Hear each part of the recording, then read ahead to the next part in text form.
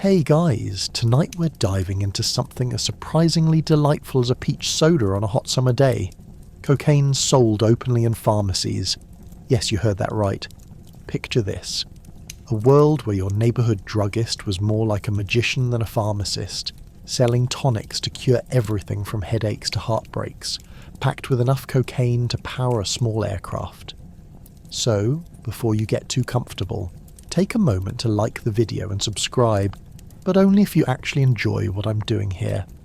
And please, drop a comment letting me know where you're tuning in from, and whether it's a caffeine or a cocaine kind of night for you. Now, dim the lights, turn on a fan for that soft white noise, and make sure to settle in.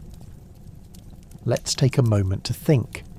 Have you ever wondered who decided it was a good idea to sell such a potent stimulant as medicine? How did people handle their daily lives while constantly buzzing? Was a trip to the pharmacy a little more like a wild party than a medical appointment? And just how often were people using medicine as an excuse for a good time? Because congratulations, you've just woken up in 1885, where the pharmacy across the street is your best friend, the local social hub, and possibly your next regrettable decision. Buckle up. You walk into your neighbourhood pharmacy, and it's more lively than a bar on karaoke night. The scent of alcohol mingles with the sweet aroma of peppermint candies and the tantalising promise of mystical tonics. The shelves are lined with colourful bottles, each promising miraculously misplaced health benefits. You might wonder, is this place more pharmacy or more mysterious elixir emporium? It's an apothecary like no other, where the pharmacist is not just your doctor, but also your local bartender, armed with potions and powders intended to cure, invigorate, and quite possibly amuse. As you wander through the aisles, you're likely to overhear snippets of gossip flavoured with just the right hint of scandal. "Did you hear about Mrs. Ellis?" someone whispers. "She's been taking that cocaine-infused worm medicine for her bad back. Claims she can feel the tingling. You know she's been dancing the Charleston at every dance hall in town." It's a wonder they don't rent out a dance floor in the back for all the old biddies trying to rediscover their youthful zest for life. Thanks to medication, inhibitions have been tossed aside like last week's laundry. You now spot an array of colourful bottles plastered with labels boasting phrases like "revitalising elixir" or "doomsday devil's health tonic." Their target locked on you from the shelves as if to say, "You know you want one." People are stopping by to pick up a prescription, but what they really mean is they're on a quest for their daily dose of exhilaration. No doctor's note needed. Do they even get medication from here? Or is this just a highly effective social hour dressed up as a pharmacy? There's something about this environment that's both comforting and confusing. Why is it that Dr. Watson in the white coat over there seems to be offering a cocktail of tonic, cocaine, and perhaps a hint of gin for good measure, while hardly anyone is batting an eye? One customer, oblivious to the parade of absurdity around them, strolls right up to the counter like they're ordering a cold brew on a hot summer day. "I'll take one of those miracle tonics, please, and a cherry soda with a splash of cocaine. Gotta beat this summer heat." As you lean in to peer at the various potions, you hear the pharmacist in the corner proclaiming, "Cocaine revitalizes the mind and body. Feeling low? Let's perk you right up." A woman nearby raises her hand, excitedly waving a prescription not for a cold or pneumonia, but for what they affectionately refer to as the functional lifestyle enhancer. It's a party of questionable ethics fueled by the willingness of good folks and strong spirits. Feelings of guilt hit you like a rogue wave when you realise folks used to shout cocaine more openly than your grandma drinks her afternoon tea. You ride this high of pure disbelief. It must be some kind of magic trick. Hello, this is a pharmacy, not a scene from the latest madcap comedy, where they sprinkle a touch of insanity all over the plot. Surely no one can get away with such a brazen display of pharmaceutical pandemonium forever. You can almost sense the inevitable scandal brewing on the horizon. You recall that friendly local newspaper runs a delightful little column dubbed "The Highs and Lows of Our Drugstore Days," always peppered with anecdotes and wild tales. Perhaps they'll run a headline soon declaring, "Local pharmacies charming an indulgent sales draw crowd." And, oh, do you think anyone would take a moment to decipher the unpredictable world on display? Is it merely harmless fun, or will this end up blowing up in someone's face like an ill-timed magic trick? With the promise of merriment hanging in the air, you can't help but chuckle to yourself. Is it the busy pharmacist behind the counter who's really in control, or is it the random potion of chaos orchestrated by society's intrigue? You can't decide, but one thing is for sure. This local pharmacy is anything but mundane. This whimsical journey through the world of tonics, where every corner beckons with the promise of a better afternoon, could be the most exciting trip you've taken this week. So go ahead, grab a bottle, dare to be merry, and remember, life is but a ride on the carnival of absurdity. Just don't take it too seriously. Ah, the pharmacist, a friendly figure with a twinkle in his eye and a moustache that could double as a small animal. Imagine him leaning over the counter, offering you a wink and a medicine that promises to boost your spirits and improve your love life quicker than a fortune cookie could. Your personal dealer of delight. He's got a cure for just about everything, including your broken heart from last Thursday's inevitable flop of a date. Perhaps he even has a patented heart mender concoction, or worse, a love potion. Today's customer service experience has nothing on him. No smiley stickers or return policies, just good old charm and even better marketing. Picture this. You stroll into the pharmacy on a Tuesday afternoon, feeling more run down than a well-loved sock puppet. The bell tinkling as you enter chimes like a herald announcing your very existence.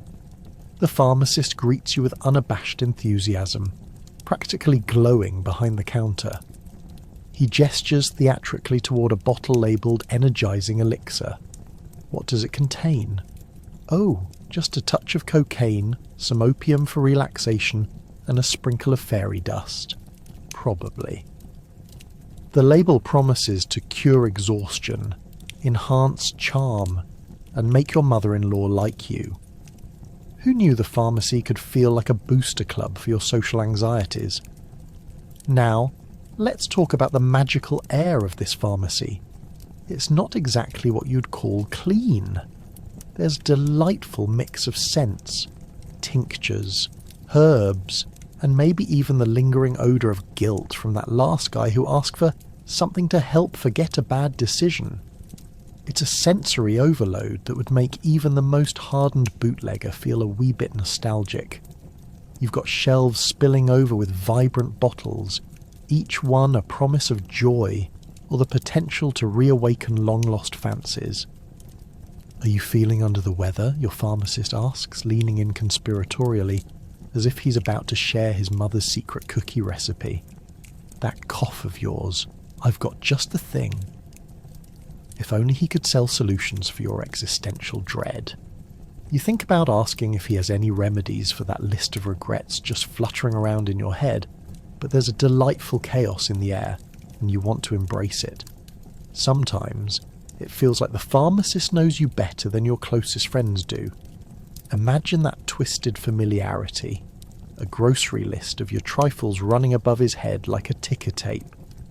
"Ah yes," he says, arms crossed as he surveys a cabinet of tonics. "You'll want something revitalizing, to match your enthusiasm for party games no one invited you to." You chuckle as he slides you a bottle of his latest invention, perhaps a colourful tonic with more ingredients than a mad scientist could handle. Next, the pharmacist accidentally turns into your unofficial therapist while he's reading the latest gossip in the society columns. "Did you hear about Mrs. Jenkins? Dropped her corset on the church lawn during Mass. What a spectacle." He mixes it up and gives you a dose of insight right along with your tonic, intertwining what's life-affirming with quick clichés to cure any troubled thought. You see, dear customer, the world is truly rich in nonsense, but at least you don't have to deal with a runaway corset. With every sip of his medicinal tonics, you feel the glorious rush of the past. Think of it as a time capsule of questionable ethics but glorious invention. As you exit his pharmacy, you can't help but think he's more like a charismatic carny than a healthcare professional, blending cleverness with a wink. So long, my friend. Remember, life is too short for boring remedies. As you make your way back into the chaotic fabric of daily life, you might occasionally find yourself craving that next trip to the pharmacy. Yes, maybe it's just a stained counter and a musty ceiling, but underneath it lurks a deep well of nostalgia. It's the quirky sanctuary of medicine where well-being meets enchantment.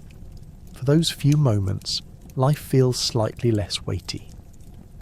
Your pharmacist, the confidant in a society that sometimes feels beholden to the mundane, champions those adventurous spirits willing to toss caution to the wind.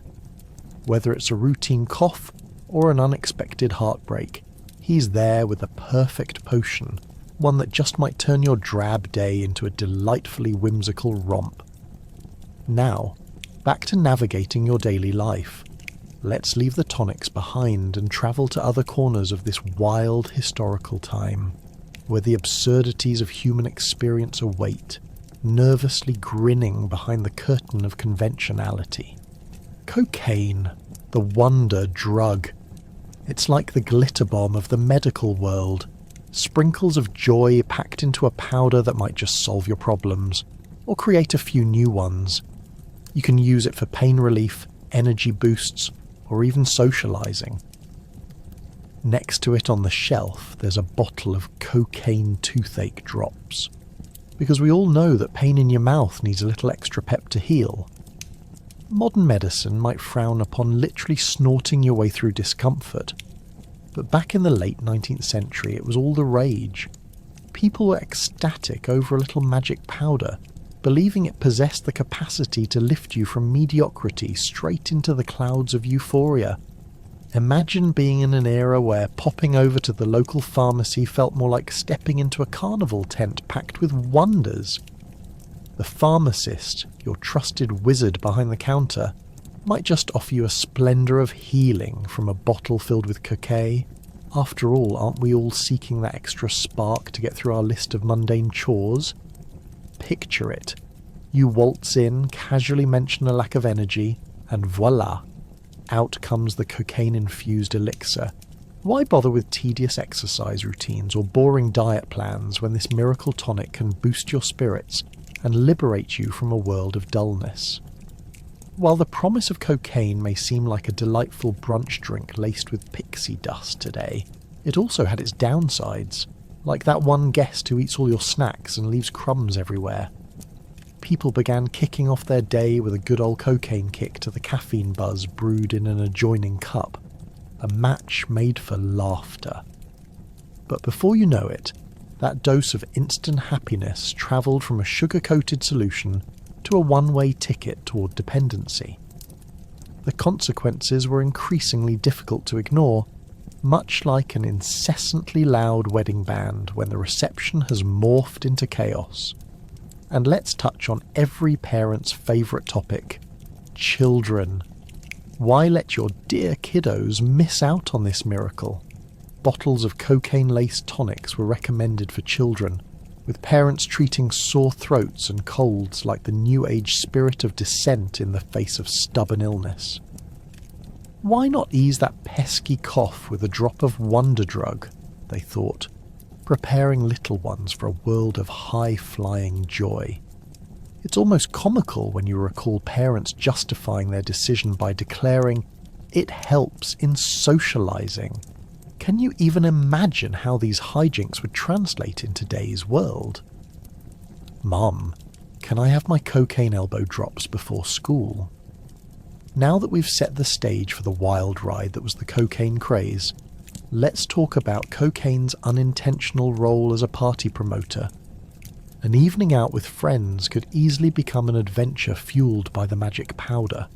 One moment, you're sipping tonic and having a delightful chat about the weather, and the next, you're painting the town. Red, figuratively of course, unless you acquired an unfortunate laundry mishap afterwards. Cast aside the quaint notion of a pleasant evening at the pub, the thrill of the pharmacy-influenced social gatherings was a whole different beast. The whirling joy of a cocaine-fueled soirée would surely have thrown caution to the wind. Small talk morphed into substantial dialogues, with everyone evolving into experts on every subject from art to world politics, as if they'd suddenly graduated with a PhD on the spot. A few folks would feel an exhilarating sense of bravery, while passionately proclaiming their newfound knowledge and social skills, despite the fact they hadn't achieved a single milestone in that arena prior. Picture a gathering where every single guest believes they are now Shakespeare or Socrates. It was either pure delirium or a rather entertaining display of dramatic social prowess. As absurd as it may seem, these moments fostered a sense of community and connection. Wouldn't that be the ultimate everyone was in the same boat experience? While histories often tell tales of disaster and what were they thinking, let's pull back and acknowledge how people danced on the edges of normalcy, united in their joy, regardless of the consequences lying in wait like an unexpected surprise package waiting to be unwrapped. However, just as with all good tales, the curtain will inevitably drop. The joyous spree heightened by the cocaine miracle came with strings attached, and a reckoning loomed ahead like a storm cloud brewing on the horizon. Just when you thought you could dance your way into oblivion, the plot twist arises, giving everyone a gentle nudge into the reality that the wonder drug just might be more of a wonder how we got here. As we revisit this wild, intoxicating adventure through cocaine's mesmerizing world, it amplifies the humorous yet tragic narrative of human nature to balance on the tightrope between pleasure and danger. A lesson lingered through the fabric of time, reminding us all to tread carefully or face the consequences of our decisions, even if they come wrapped in a high-energy bow. Families would practically throw muscle into a pharmacy visit like it was the county fair. Doctor says a little cocaine was good for the children. Great. Grandma's aching knees. Here's a cure-all with a hefty dose. You can almost picture the family meeting for an annual testimony session, discussing their results. Great-grandma's nearly 90, and she's been flying high with her medication. They could convene in the living room, switching between the latest news about little Timmy's spunk from that miracle tonic and Grandma's new gardening ventures, now with a little extra pep in her step. Forget arthritis. She could probably outrun the neighbourhood kids. Imagine the pharmacy bustling like a carnival as families poured in, children bouncing on their feet at the promise of cotton candy, or whatever tonics that had a colour bright enough to match their enthusiasm. The pharmacy clerk, with a welcoming smile and barely disguised excitement, would line up bottles like a game of bowling, with each claim more miraculous than the last. Tired? Here's some Coca-Cola with a kick, he'd say, shoving 2 bottles into your hand as if they were grenades you couldn't wait to liven up the day with. And who's to argue?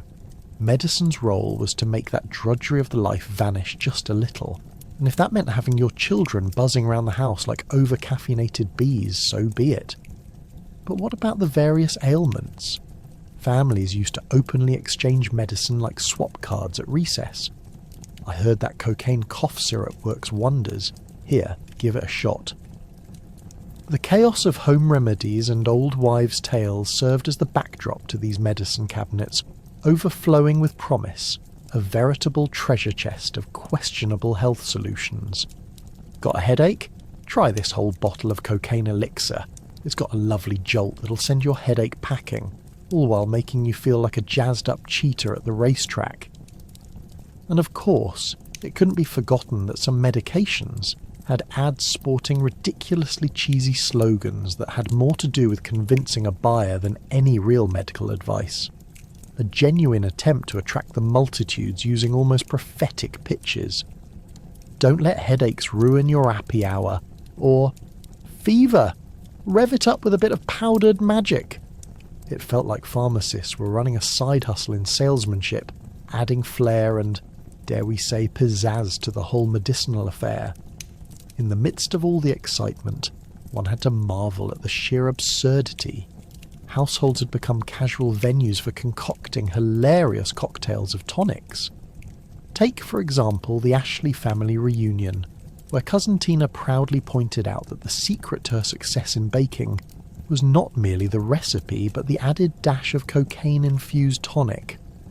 "Everyone loves it. They can't stop asking for seconds at my brunch."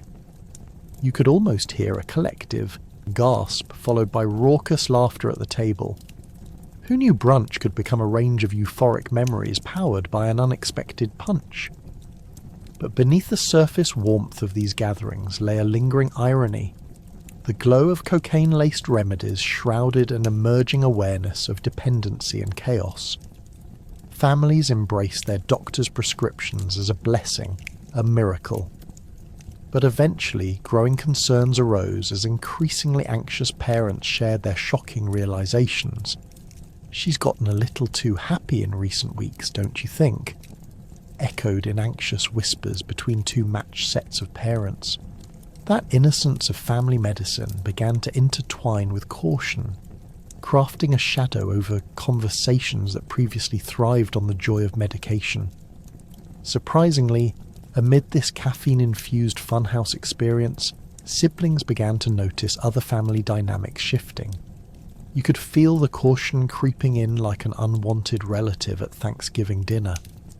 A nearly comical sitcom it may have all seemed, but real addiction loomed over families finding comfort in their questionable remedies. "Funny how our family gatherings have fundamentally changed, huh?" went another comment noted subtly offhand, as Great-Aunt Lydia remained in a stupor, making chit-chat with the bewildered family cat long after dinner had wrapped. So here we stand at a remarkable intersection of history, family, and the absurdities that defined lives once punctuated by the thrill of a trip to the pharmacy. There is laughter, there are tales of triumph and realization, and ultimately the culture of medicinal creativity evolves. Just as human connection adapted to the whims of eerie tonics, so too must we reckon with the fact that each colourful bottle had its own story to tell, a kaleidoscope of highs and lows wrapped in family tradition. Amid it all, the era remains an exhilarating mix of reckless buoyancy as families dance on the fine line of euphoric joy. After all, isn't that what life's all about? Ready for the next adventure in this whimsical journey through time? Let's wander onward in a world where laughter and medicine collide. Flip through a newspaper and you might just find an ad promising the magic tonic filled with cocaine to treat everything from exhaustion to ennui. Bright colours, catchy jingles, and the phrase "doctor recommended" drown you in nostalgia and nostalgia-fueled amusement. It's almost impressive how they could sell you on anything, making you wonder if you could sell your own magic concoction. It was a golden era of advertising sorcery, where a product's efficacy took a backseat to the allure of spectacle and the promise of a happier, busy life. Those ads weren't just selling tonics, they were selling dreams, and they were doing it with style. Can you imagine slapping a big smile on your face and putting on your best? I just finished a 5-hour Mahjong marathon look as you run out to the pharmacy to grab a bottle of some energetic elixir. Oh, for sure. You wouldn't just stroll up. You'd practically skip like a child in a candy store, fueled by promises of ending your depression and giving you the vitality of someone half your age, while addressing stress and fatigue. What's that? A cute claim that it increases libido? Well, sign you up for a family of 12. Walking the aisles of a local pharmacy at the time must have felt like being in an art exhibit featuring the best commercial artists of the 19th century. Each label a work of vivid imagery, portraying a world where a simple milkshake of bright powder could turn you into an unstoppable force. The pharmacies were swarming with marketing wizards, spinning tales more fantastic and bizarre than your best friend's wildest travel stories. But the wonder didn't stop at amusement. Oh no! The whimsical claims attached to these cocaine tonics were the stuff of legends. Cures headaches, resets your mood, cures a hangover, and can even revive your suspenseful climax in the bedroom. Was there anything this miraculous, swirling cure-all couldn't do? Advertisements promised adventure, happiness, and the best version of yourself, wrapped up in an attractive bottle. Forget podcasts or wellness seminars. Who needed those when you could waltz into a pharmacy and walk out sporting a remedy for every ailment with a side of exhilaration?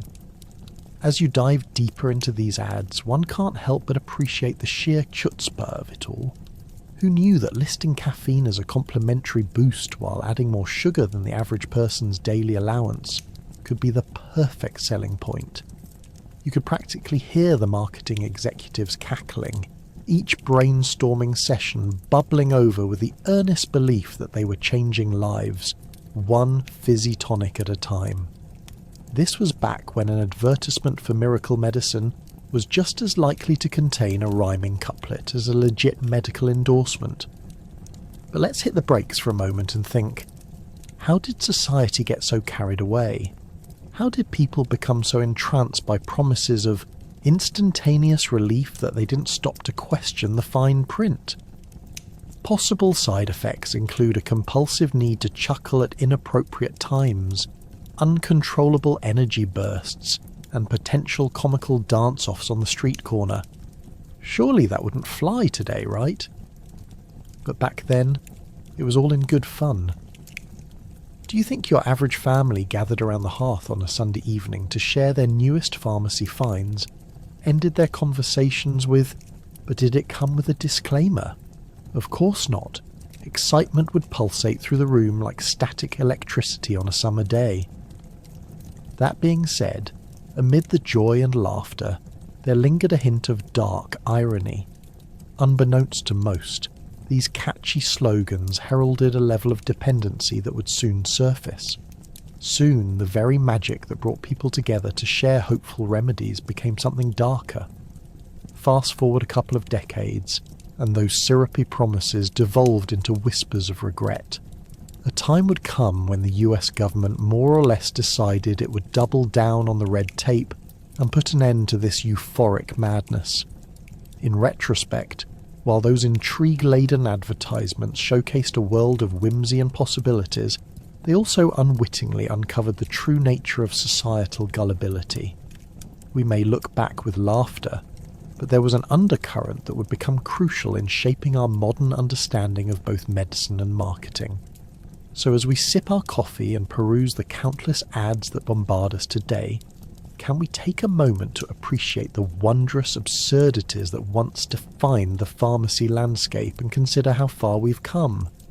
Or, at the very least, smile at the absurdity of it all and promise ourselves to think twice before blindly buying into the next tonic labelled as a miracle cure.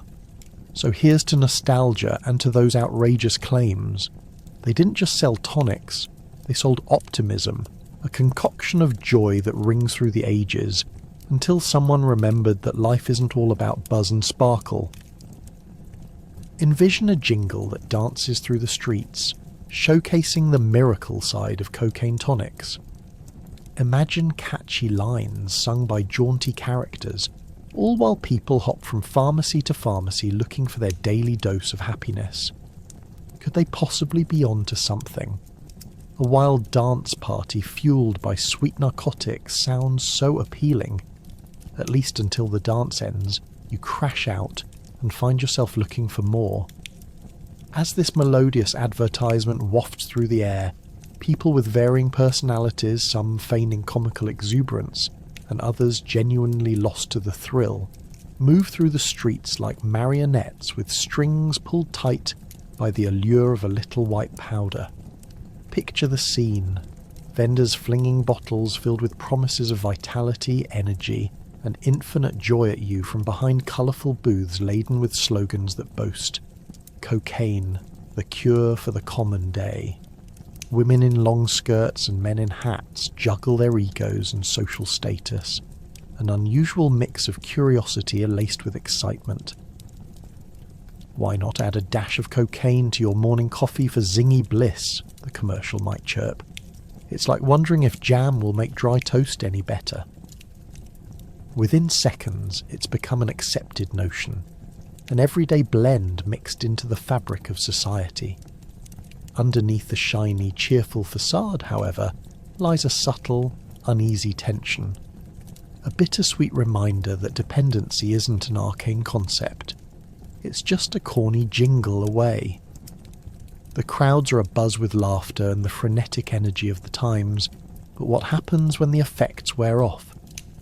The rebellious thrill of indulgence seems to morph into a sense of drab urgency, and slowly but surely the smile that radiated from overconsumption vanishes like a poof of smoke. You would think they were all party animals at a soiree destined for debauchery, but oh no, they're drug addicts just one moment away from realising their unquenchable thirst for more. Now let's take a moment to think about the characters in our commercial. You've got Dr. A Little Dab Will Do Ya and Miss Let's Dance Until We Drop, all sporting sparkly outfits that twinkle under the streetlights. Can you imagine them inadvertently sharing their own backstories? Once I was just a humble pharmacist, but now look at me. I've got connections to the stars. And then there's the disgruntled clerk behind the counter who's just trying to keep up with the chaos. Listen, folks, we've got a limited supply of medicine and mood enhancers, and even my stash is dwindling. The absurdity of it all becomes quite humorous when you reflect upon the irony. Instead of pursuing genuine health, people have started treating pharmacy visits like a treasure hunt, picking up anything that promises them joy. Picture someone bursting into a pharmacy exclaiming, "I will have one of each, please," just to return home clutching a handful of questionable tonics, all believing they could melt their depressions away with enchanted aromas and sunny rolls on the dance floor. Yet, how long can this escapism last? Just as quickly as the euphoric melodies dance through the streets, a darker tune begins to emerge from the corners of reality. Whispers ripple through the crowd, cautioning against the wild get-togethers, less about community and more about the desperate thrill of buying another bottle. Did you hear? Old Joe down the street wasn't the same after his cures stopped working. Crying out absurdly loud warnings, the shadows loom closer even as the buzz continues. With each sip of the tonic, you're swept into the world of highs and lows. One moment you're scaling the clouds, dancing with angels and bubbly laughter. The next, it's as though a weight drops onto your chest and the colours of the world fade, leaving only the need for one last fix. Those vibrant jingles slowly transform into expressions of hope laced with an overwhelming sense of despair. So let's pull back the curtain and consider the reality behind the jingle. A world of laughter fraught with tension hidden beneath the sprightly rhythms. The reel made the miracle drug sound approachable, a persona to take into your daily life. But once it faded away, you were left wondering, was it worth it? Right as the vibrant world is now fading into why we don't see the world of pharmacy quite the same way, a new question remains. What happens next now that the euphoric notes play in reverse? Society begins to realise, as it always does throughout history, nothing worthwhile comes without consequences. And as we switch the theme song from joyful jingle to a haunting ballad, you find yourself pacing forward amid the shifting tides of time, laughing and pondering what's next in this boutique of nostalgic absurdity. Slide into the world of coffee, a rival to cocaine that has its own ferocious fan base. The big question, will you take your morning cup a little more stimulating or a lot more sustainably? Walk down the street and you're sure to see the two camps, Coffee aficionados and cocaine cheerleaders ready to debate whether they prefer alertness or enthusiasm when they wake up. It's an era where caffeine versus cocaine becomes the social battleground, with both sides trading barbs like they're at a medieval jousting tournament. Except instead of horses, everyone's caffeinated and perhaps a little twitchy. Imagine yourself at a quaint little cafe, a shiny espresso machine gurgling as you settle into the scent of roasted beans mingling with the laughter of fellow caffeine junkies. Some individuals wrap their hands around steaming mugs as if cradling a newborn, while elsewhere, the cocaine crowd is illustrating their points with vague hand gestures, showing off the powers of a powdery miracle cure. You overhear passionate arguments dissecting the virtues of a well-brewed coffee versus the high from a good bottle of tonic. Because let's be honest, you're not just drinking, you're entering a playful brawl between two worlds. What's wrong with just waking up? Don't you want to feel fabulous from caffeine rather than chaos? A barista shouts in jest, pouring with flamboyance a frothy latte that would make any hipster weep. Meanwhile, a fervent supporter of the magic of cocaine yells back from across the street, inviting you to join their side of the eccentric debate. Don't you know, my friend, that the cocaine tonic can boost not just your energy, but your productivity and charisma too? Take a sip and become the life of the party. Ah, sweet irony. You might wonder if productivity truly means zooming in as a caffeine-boosted visionary, or dancing through brunch with the help of a fairy dusting of cocaine. Regardless, what unfolds feels more like a comedy skit than a serious debate. Perhaps blissfully unaware of the long-term implications of their choices, individuals roam like squirrels, loading up on whatever gives them the first morning delight. As both groups become increasingly animated, the many possibilities that either stimulant offers grow chaotic. You can virtually feel the electric charge in the air. Will they convince you to swap your organic, sustainably sourced coffee beans for a splash of joy in the form of a cocaine-laden tonic? Or will you stick to saving your soul with no more than a morning latte? An impromptu poll of the cafe shows that no one thinks twice about sustainability. Whether it's preserving the planet or simply keeping their energy levels from plummeting is the more pressing question. With each passing day, you can feel that the caffeine camp is picking up momentum. After all, there's something delightfully grounded about a warm cup of joe. People gather, swapping stories of their latest brews, latte art fails, and espresso machine mishaps. You join in the conversations, reminiscing about that one time you attempted to concoct the perfect pour-over, only to end up with a scalding mess that looked like it put in more effort than you'd initially expected. But as people sip their biodegradable cups of happiness, the cocaine warriors persist, armed with hastily written pamphlets that espouse the virtues of what they consider to be a liberating experience. As you read through pages upon pages boasting the benefits of heightened social charm and self-confidence, you can't help but stifle a chuckle at how the mastery of consumption feels almost joke-like, rivaling the tawdry war stories from the front lines of absurdity. Yet the tides begin to change. A wave of skepticism emerges because not everything that glistens is gold, and as moral philosophy shadows over fun, the caffeine-fueled crowd congregates to claim supremacy. Suddenly, stories resurface about cocaine's unsavoury consequences and a healthcare system that finally decides to put its foot down. Dare you take the other tack?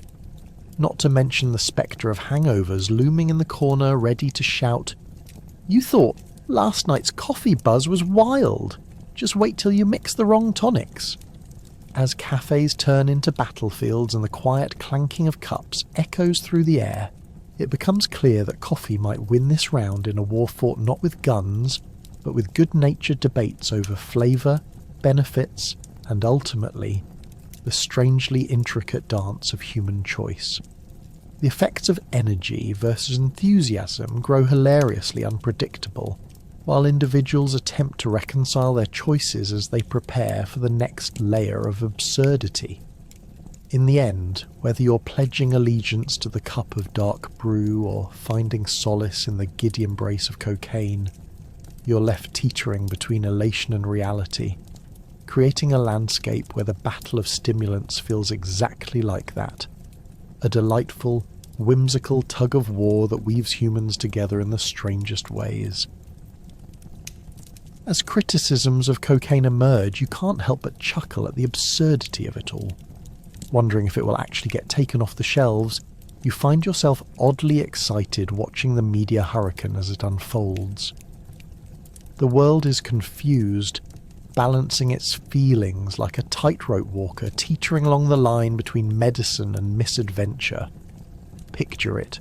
Front page headlines that read, "Wonder Drug" or "Devil's Powder." Whispers of discontent rise as the public's enthusiasm wanes like the fizz in a flat soda. You might imagine families clenching their teeth in corner apothecaries, eyes darting furtively at the dazzling array of cocaine tonics. Was Grandma really meant to be bubbly and chipper, or did she just fall victim to a dose of liquid happiness? The confusion surrounding cocaine goes deeper than its popularity. It now feels like one giant unkept secret where society collectively shrugs its shoulders, pondering whether it's solving their headaches or spinning them into wild hallucinations. In coffee shops, people are debating whether the miracle drug is more of a boon or a bane. "Have you tried the new cocaine elixir?" someone exclaims, practically glowing with excitement, while the woman next to them tries to stifle a giggle. I mean, why not mix a bright smile with that quirky heart murmur? The debate about cocaine becomes as heated as the afternoon sun, and just over there, an elderly gentleman clutching his tonic as if it were a long-lost friend bellows, "Why, it's just good medicine! Why, back in my day, no one ever complained!" Ah, the sweet nostalgia of denial. You can almost hear critics sharpening their pencils and preparing the vultures, awaiting the moment when they can strike, declaring the party over. What's the point of living in a society where the double espresso is being replaced by something sinister, lurking behind the pharmacy counter? Ironically, the more the public grows worried, the more the excitement around cocaine simmers like your Aunt Betty's famous jam. Sweetly compulsive, yet carrying a bite that might just leave you cringing. Those sparkling bottles shine like the golden tickets of an amusement park, while the gaping maw of inquiry yawns open, ready for the big plunge. And what do you see? Doctors beginning to reconsider whether cocaine is the answer to life's syllogism of ills. On the one hand, they'll say, the customers love it, and on the other, we're witnessing some rather curious side effects. What curious side effects? You ask yourself, chuckling, because surely this isn't going to be your problem today. Furthermore, you'll find the conundrum of whether it's the cocaine or the company that's causing folks to lose track of their watchful senses. Picture scenes at parties filled with laughter and energizing chatter. Late nights in salons take on a peculiar energy as people chase their dreams mixed with doctor-recommended cocaine tonics, fueling their plans to take over the world or, perhaps more commonly, the next local chess match. It's an odd adventure, straddling the lines of blurred social norms and wholesome fun, bonding over a shared euphoria that's played out in a loud, slightly chaotic theatre. It poses a question, though. How does one return from these delightful highs? The answer may be fuzzier than you think. However, as pockets of concern bubble up from vigilant observers, the proverbial tide is turning. After all, witness a world gradually easing away from that euphoric gleam of cocaine-laden harmony, as more realise the implications of such reckless abandon.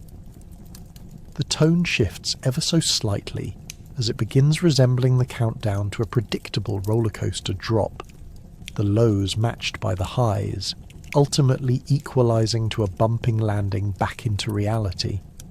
And there you are, an enthralled onlooker amidst a seismic shift in society's view of this once celebrated panacea. You find yourself engaged in conversations that oscillate between enlightenment and alarm. As the pendulum swings further toward caution, the realization set in, this high-pitched joyride isn't the best route to follow. Those gleaming bottles begin to fade from the shelves, gracefully stepping aside for less sparks and more soothing alternatives. You wonder if those wrapped bundles of joy now buried beneath the shadows of history will ever rise again. Time rolls onward, and you're left pondering a crucial lesson that huddles close within laughter. Society has an uncanny knack for walking the delicate line between euphoric highs and societal woe. Amidst the chaos, your enjoyment transforms into a comic reflection on humanity, a bittersweet reminder that sometimes it takes a bumpy ride with the medicinal absurdities of life before settling into calmer waters. The curtain on this act may fall, but the story, that, dear listener, lingers. Perhaps a wink from the past, nudging you to celebrate the delightfully baffling intersections of health and hedonism, reminding you that in the end, life is just as much about the laughter shared as it is about the lessons learned. It's not just medications that are catching on. Various recreational mixtures are birthed in the back rooms of pharmacies and apothecaries. A dash of this, a sprinkle of that, and suddenly you've created something that might be more popular than intended. Your curiosity grows. What else is cooking in these potion labs? The landscape of turn-of-the-century pharmacies is filled with chemists moonlighting as alchemists, concocting mixtures with a kind of gleeful abandon usually reserved for mad scientists in films, or, your Aunt Joyce during family gatherings.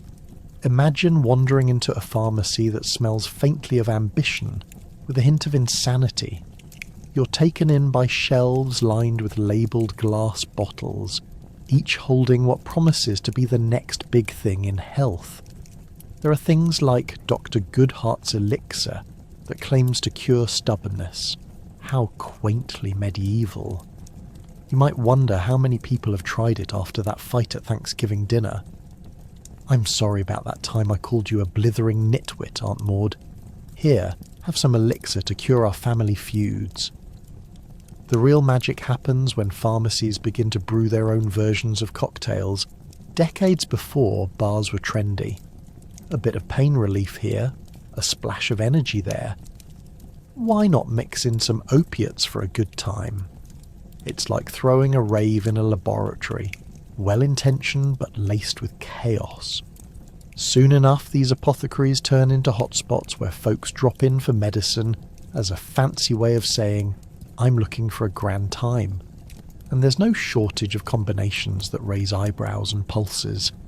Take that fateful day when someone mistakenly combined tincture of cocaine with a concoction labelled Happy Fruity Delight. Suddenly, everyone's bouncing off the walls like kids running after the ice cream truck, eyes wide and grins plastered across their faces. Is it cake? Is it insanity? No, it's just my new favourite remedy. A neighbourhood buzz emerges. Your bottle of Happy Fruity Delight is the new social currency, and who needs to go clubbing when you can dance around the living room on a Saturday night with a delightful potion in hand? Social circles soon revolve around these magical brews, and the chemists bask in the glory, all while trying, and succeeding, to dodge the growing concerns from the community. Wasn't this supposed to be a painkiller, sputters a local? Who knew it came with giggles and a side of wrestling matches in the town square? It's enough to make you wonder, what is prescription drugs more than a mere marketing scheme? Now let's not pretend everyone is on board with this newfound medical madness. The uptight townsfolk begin to whisper rumours over cups of weak tea, eyeing the pharmacy like it just committed a minor crime against humanity. Surely those potion makers have their dubious roots. I mean, how can a fella don a lab coat and think he's the second coming of P.T. Barnum peddling tonic versions of his fairground show?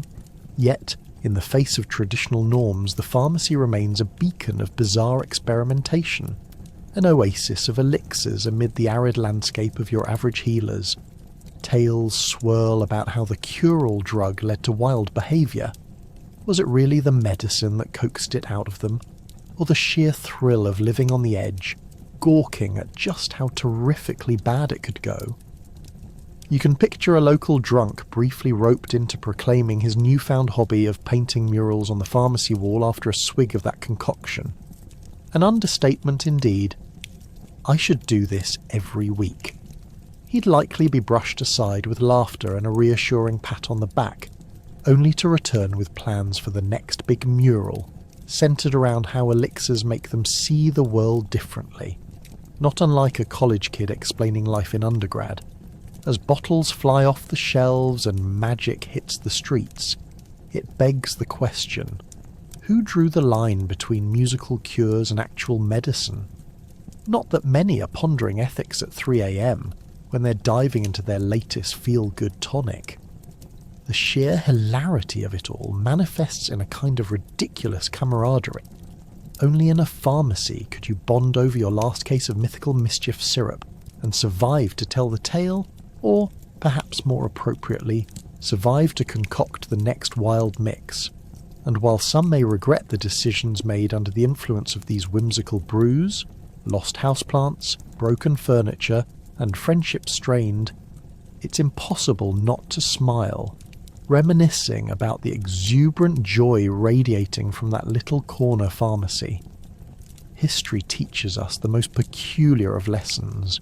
Not only does knowledge grow in curious places, sometimes, after that cascade of peculiarities, it's laughter that rings true. As the pharmacists and residents embrace the insanity and ingenuity alike, you can't help but give thanks for the merry mix of creativity and its legacy of a little chaos swirling around in jars of happiness. In a world of mixed signals, as people eye the pharmacy a bit warily, the adventure remains thrilling and colourful, reminding us that even in the most unexpected corners, humans will always find ways to dance at the edge of absurdity. Whether it's a cocktail of courage or a potion of pain relief, the legacy of pharmacological shenanigans is one that keeps us collectively giggling, long after the dust settles.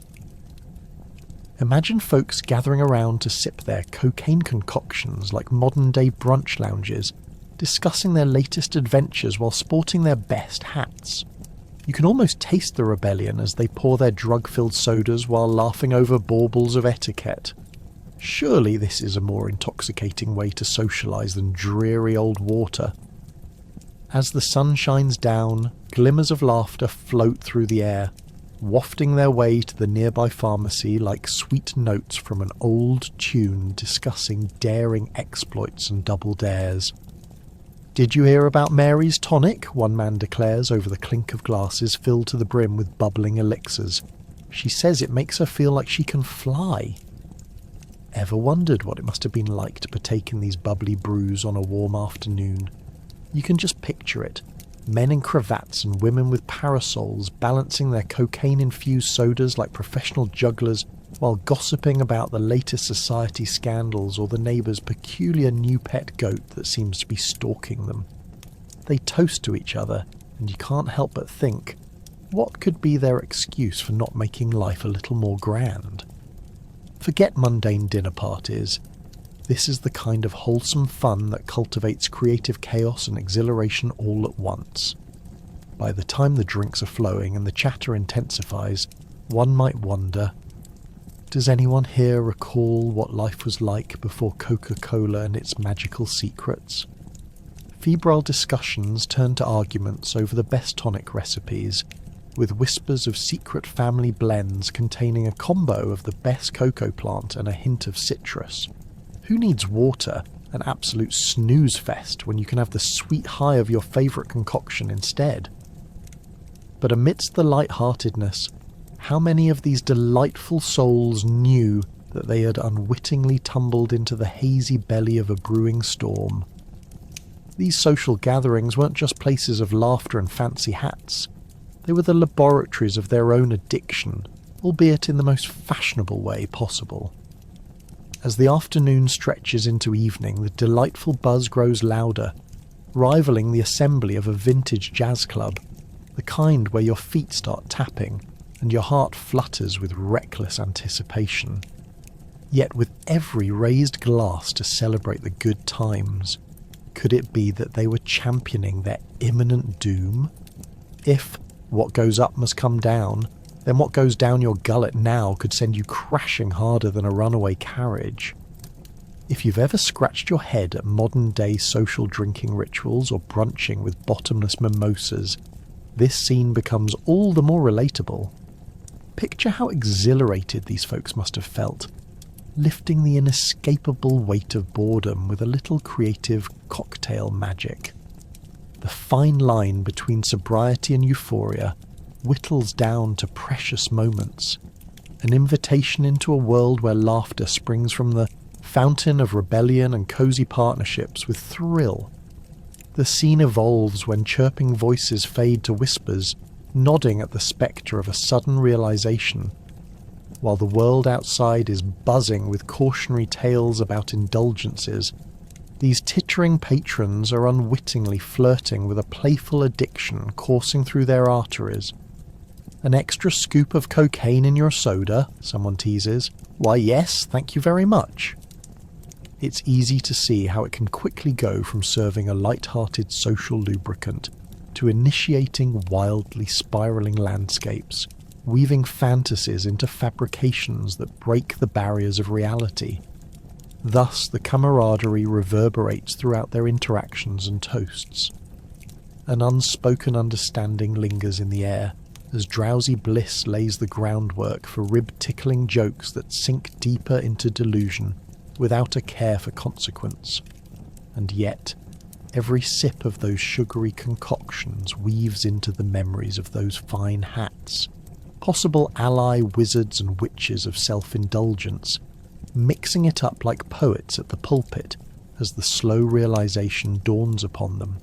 So as the hour grows late and bottle caps pop with resounding clinks, we are left contemplating the scene, like magicians performing tricks to enthrall audiences, eager to spin tales of glitz and glamour they'll undoubtedly forget by the next day. With frothy concoctions flying high above destinies and realities, the forgotten laughter hides within the blurred lines of vice and virtue. Finally, in maintaining a balance between whimsical flavours and consequences, one can't help but wonder how long before they are left toastless with heads heavier than the finest crystal goblet, wishing for water once more. It's a deliciously humorous dance, where joy and consequences pirouette in tandem, inviting tragedy and excitement alike, while dusting desires with just a sprinkle of regret. As you settle into this era, you start to notice a pattern.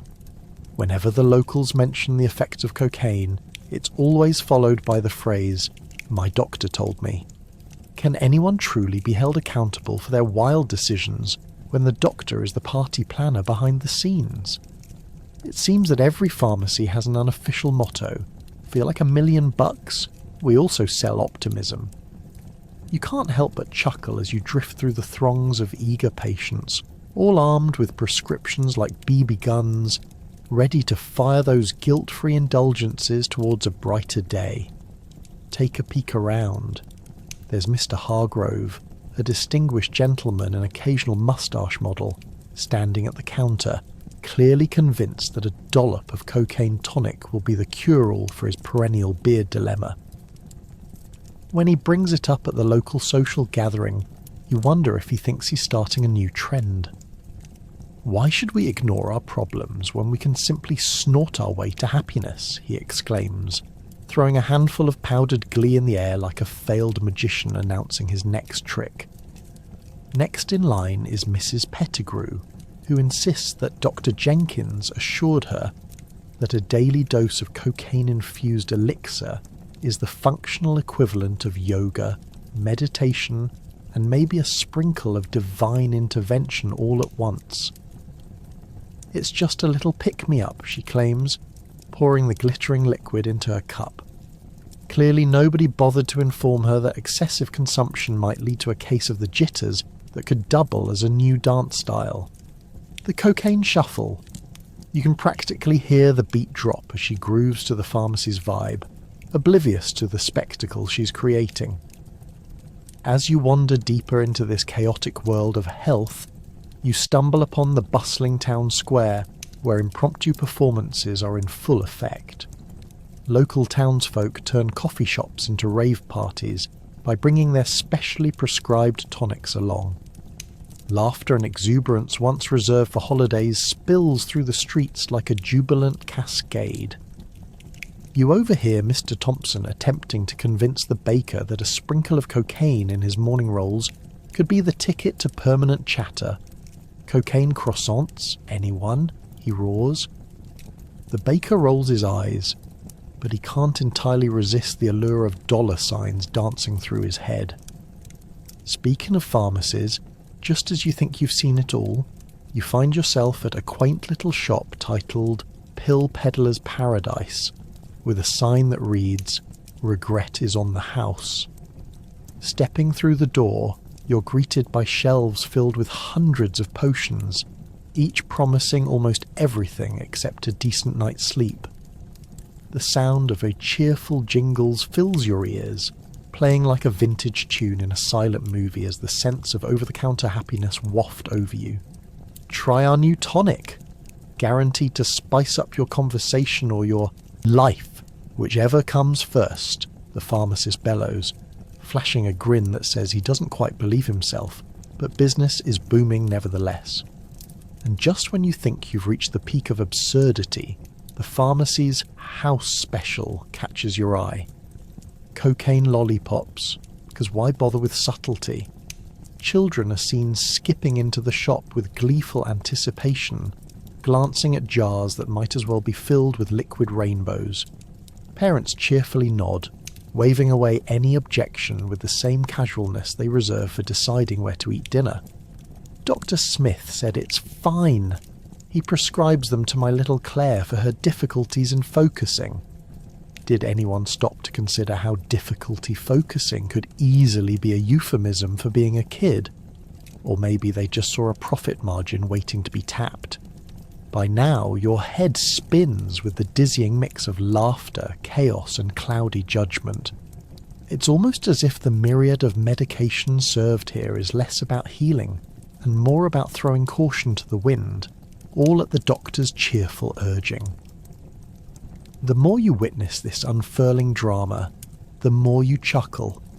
Who could have predicted this blend of modern apothecary magic and a dash of societal bewilderment? Or maybe it's all just a larger metaphor for how madness hides in plain sight, wrapped in a bow of well-being.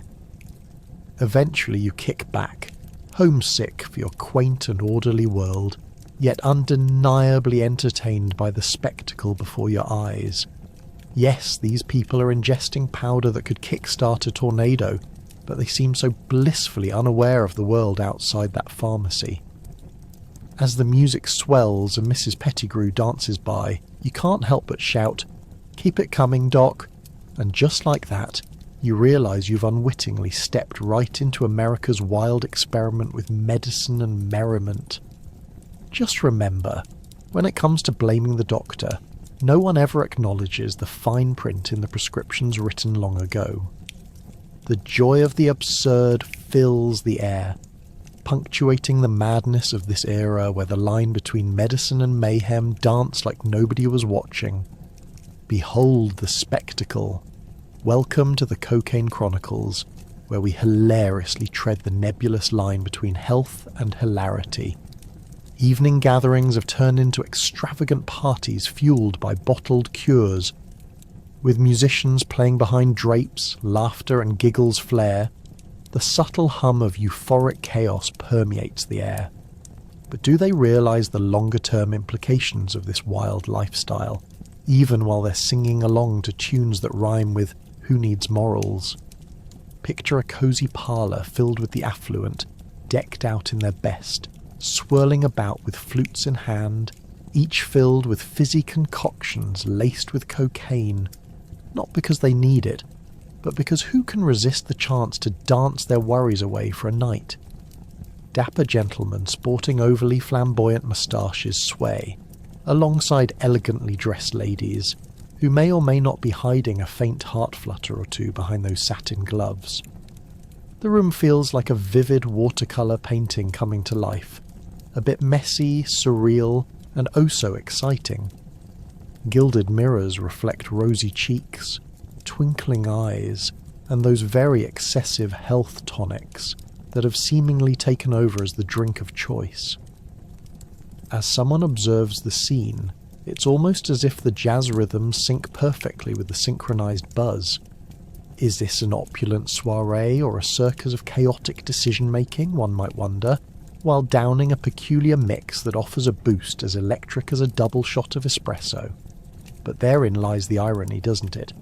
Amidst the euphoria, the air crackles with the unspoken question, is this actually helping or merely prolonging denial? Take a moment to imagine a scene where someone scratches their head and contemplates if it's time to put down that enticing elixir, yet all around them, revellers are suggesting that one more sip might erase last week's shortcomings. It's not just about fun, it's about connection, livelihood, and the exaggerated significance of a powdered pick-me-up. The beauty lies in glitzy dresses swirling like tornadoes around the room, but lost within the swirl is the sobering truth. Lives will be altered, and tomorrow could come knocking with a hefty bill for all these indulgences. That health tonic may provide a temporary solution, kind of like masking a sneeze behind a handkerchief covering a mothball-sized hole in your sweater. Still cosy, but not quite right.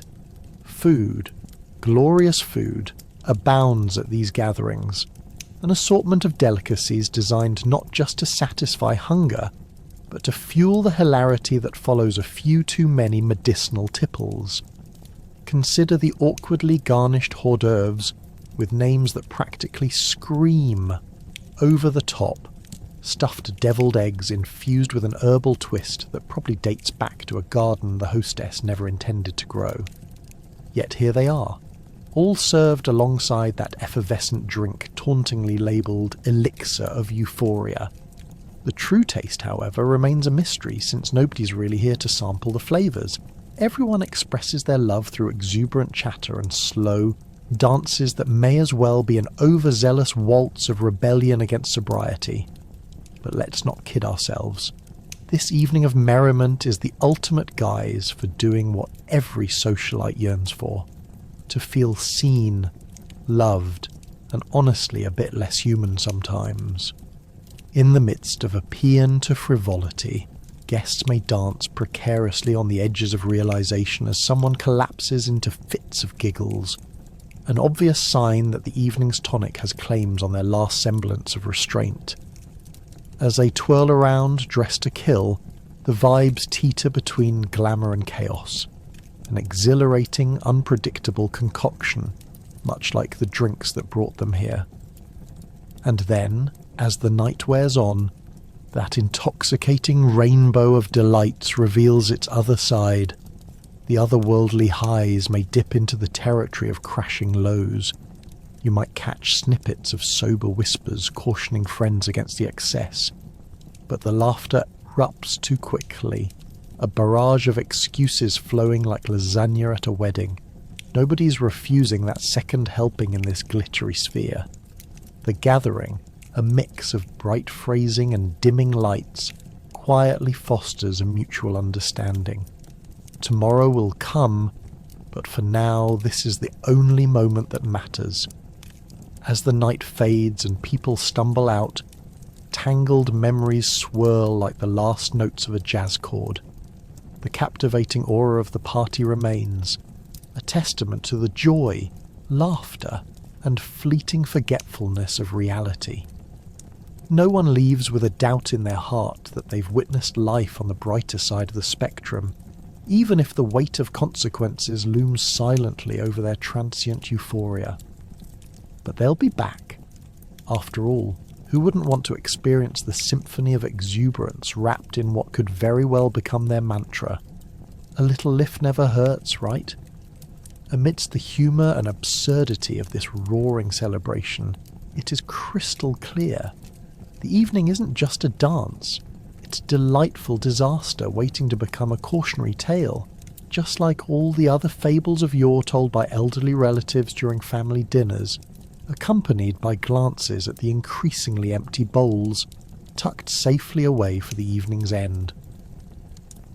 As cocaine's shadows loom larger, it isn't long before societal norms begin to clash with their casual acceptance. Those who used to praise the substance are beginning to voice concerns. Crisis meetings in darkened back rooms. You can almost hear the collective gasp. Were they being sold a bill of goods?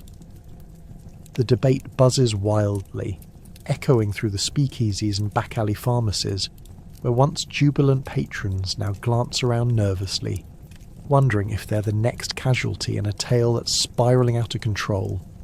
Suddenly, the opulent vision of a pharmacy filled with colourful tonics is giving way to a grim narrative where real thin characters are more familiar than friendly faces. The glossy pamphlets showcasing the benefits of cocaine are replaced by pamphlets declaring, "Just say no to nose candy." It's like a Shakespearean tragedy turned soap opera, where everyone's flailing about like they've just chugged a bottle of too strong tonic. What a plot twist. Society's starting to turn against its former darling, and you can almost hear the sound of dental floss being thrown away in shame. Rumours swirl in cocktail parties overflowing with tonic-infused drinks. People whisper stories of neighbours who simply forgot to turn back into humans after their latest pharmacy run. More and more folks view those previously lauded as medicinal miracles as human pinballs, unpredictably bouncing between euphoria and despair. Wasn't just last month you were delighting in life's simple pleasures after a line of that stuff, you think, glancing around furtively. Now, the previously blissful customers are looking like they've just walked out of a war zone. Picture an awkwardly cheerful person at party, adjusting their collar and muttering something amusingly absurd like, "I still feel great," between sniffles that come from clearly being overwhelmed by the hum of life. That once sparkling energy now hangs over them like a heavy rain cloud, and you can't help but notice how rapidly fortunes can shift in the midst of a cultural whirlwind. As whispers of addiction emerge, a sense of social panic sets in. Urban legends recreate entire backstories, like the man who took too much before noon one fateful Tuesday, crashing and burning spectacularly during his lunchtime meeting. I swear he tried to sell me a pen for $100 because it was loaded with creativity, you chuckle, relishing the absurdity while simultaneously thanking fate you weren't his co-worker that day. The mythology of cocaine grows. Tales of outlandish behaviours are recounted with the same breathless air as horror stories at a campfire. In true American fashion, this backlash triggers an industry reset, causing the emergence of anti-drug movements more gripping than a popular series on any streaming service. Like a comically bad sequel, the backlash compels healthcare professionals to scramble and disassemble the praise they had once scattered like confetti. Pep talks about moderation quickly turn into fiery sermons from on high. It isn't about the silliness of life, it's about the seriousness of life, they proclaim sternly, and you can already picture the lost grin of your former pharmacy bestie, regretting every line of liquid power that ever touched their lips. Anticipation clashes with this newfound societal scrutiny as social conversations slowly morph. When two friends bump into one another at the watering hole, conversations now traverse not over cocktail recipes, but rather the myths of dependencies and medical professionalism that seem suddenly so fragile. "Definitely not a good look for the industry" becomes the new slogan at hip gatherings, and it plays out like a strange version of mobster meetup, where instead of discussing investments or new arrivals, pharmaceutical players jump into financial debates on cocaine futures like they were sifting through a rare collection of art. And just as societal opinion twists and turns, you begin to see new ads popping up. They boast fresh alternatives, proverbial carrot sticks designed to lure the crowds back to safer realms of herbal tea and choline supplements. Suddenly, the cocaine cleanse gets transformed, taking inspiration more from juicy detox plans than anything resembling a pharmacy experiment. Why fly high when herbal tea could have you soaring? You chuckle, imagining a fresh-faced influencer showing off an overpriced tea on Instagram with a cryptic hashtag #DecafDaredevil, as if everyone had collectively forgotten the lessons of the last 10 years. Thus, the glorious days of euphoric high starts morphing into a cautious dance of sobriety as society tries to find its footing again.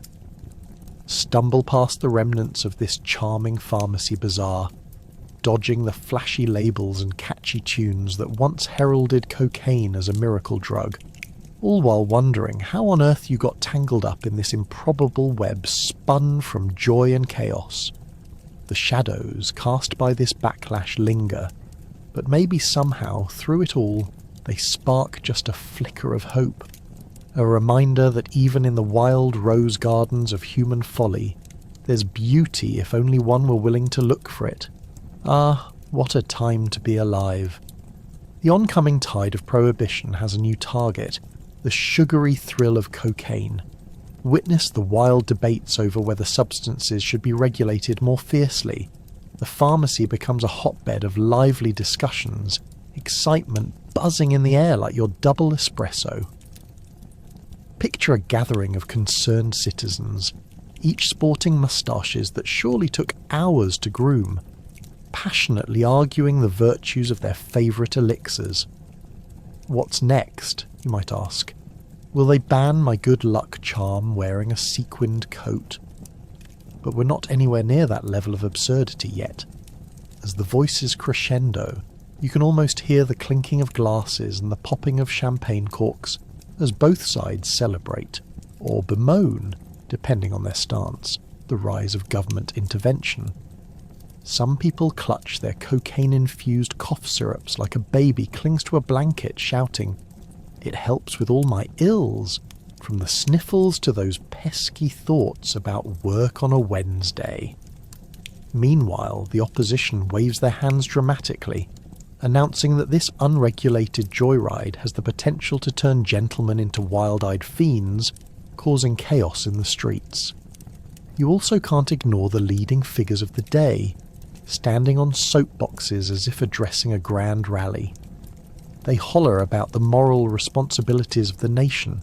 One particularly fervent speaker is passionately declaring that cocaine usage leads directly to martial discord, economic ruin, and the demise of the American dream as we know it. Meanwhile, you wonder if he just had a little too much of that delicious tonic himself. The ensuing legislative wrangling begins, and it's a spectacle worthy of a Broadway show. Bills are introduced and debated with all the vigour of a group of teenagers, locked in an all-night argument over what constitutes the best pizza topping. The pharmacy counter serves as a comedic stage. "Let's vote," someone yells. "But how can we when half of us are so strung out on soda pop that we can't remember what we had for breakfast?" The audience erupts in laughter, and you realise you've never quite seen such a merry band of misfits before. They sure know how to pick a fight. Then come the doctors. Oh, the magnificent doctors, those white-coat-clad advocates of caution. They trot out studies, well, let's call them creative interpretations, to show just how cocaine is the root of all evil. Why, just last week, a gentleman came in with a tingly finger and mistook it for a sign of the raging lunacy that comes from excessive cocaine use. Clearly, we should regulate this dangerous substance. You chuckle at the absurdity of it all, realising that managing public health has never been more entertaining. As the tensions rise, you can feel the mood shift. Those in favour of regulation chant, "We need a sober society." while the other side argues that controlling such joyful experiences is just plain wrong, like taking away ice cream at a child's birthday party. It quickly becomes a cultural war, and well, you know how people react when you try to take away their fun. Accusations fly. Friendships dissolve faster than a sugar cube in hot tea. "You're just a bunch of killjoys" is shouted with the same fervour as a football fan arguing against the other team's quarterback. Fast forward a bit and the ban is passed, with cheers from the sober society camp echoing in the air. With a heavy heart, others seek their cocaine-fueled remedies in darkened alleys or underground speakeasies, places where pharmacists used to hang, but now they're more like temporary medicine dealers, hidden from the watchful eye of the law. The once bustling pharmacy, now a shadow of its former self, sits quietly, with bottles of tonics collecting dust like forgotten dreams, while whispers of the good old days haunt the walls. In this bitter aftermath, society's collective laughter dissipates into sober reflection. Post-Prohibition America emerges, and suddenly it's all about compliance and guilt. Confessions are exchanged over warm cups of herbal tea instead. It's like a secret code, a whisper of solidarity among former libertines. Remember when we could just stroll into a pharmacy and get our dose of happiness? You can almost hear nostalgic sighs escaping the lips of those who felt the joy being ripped from them. Historically, this moment becomes a snapshot of the never-ending battle between pleasure and regulation, each side playing the long game while you, the innocent observer, marvel at the absurdity of it all. In this world of ups and downs, one thing is sure: the struggles raging over substances will continue to morph, evolve, and become woven into the colourful fabric of culture.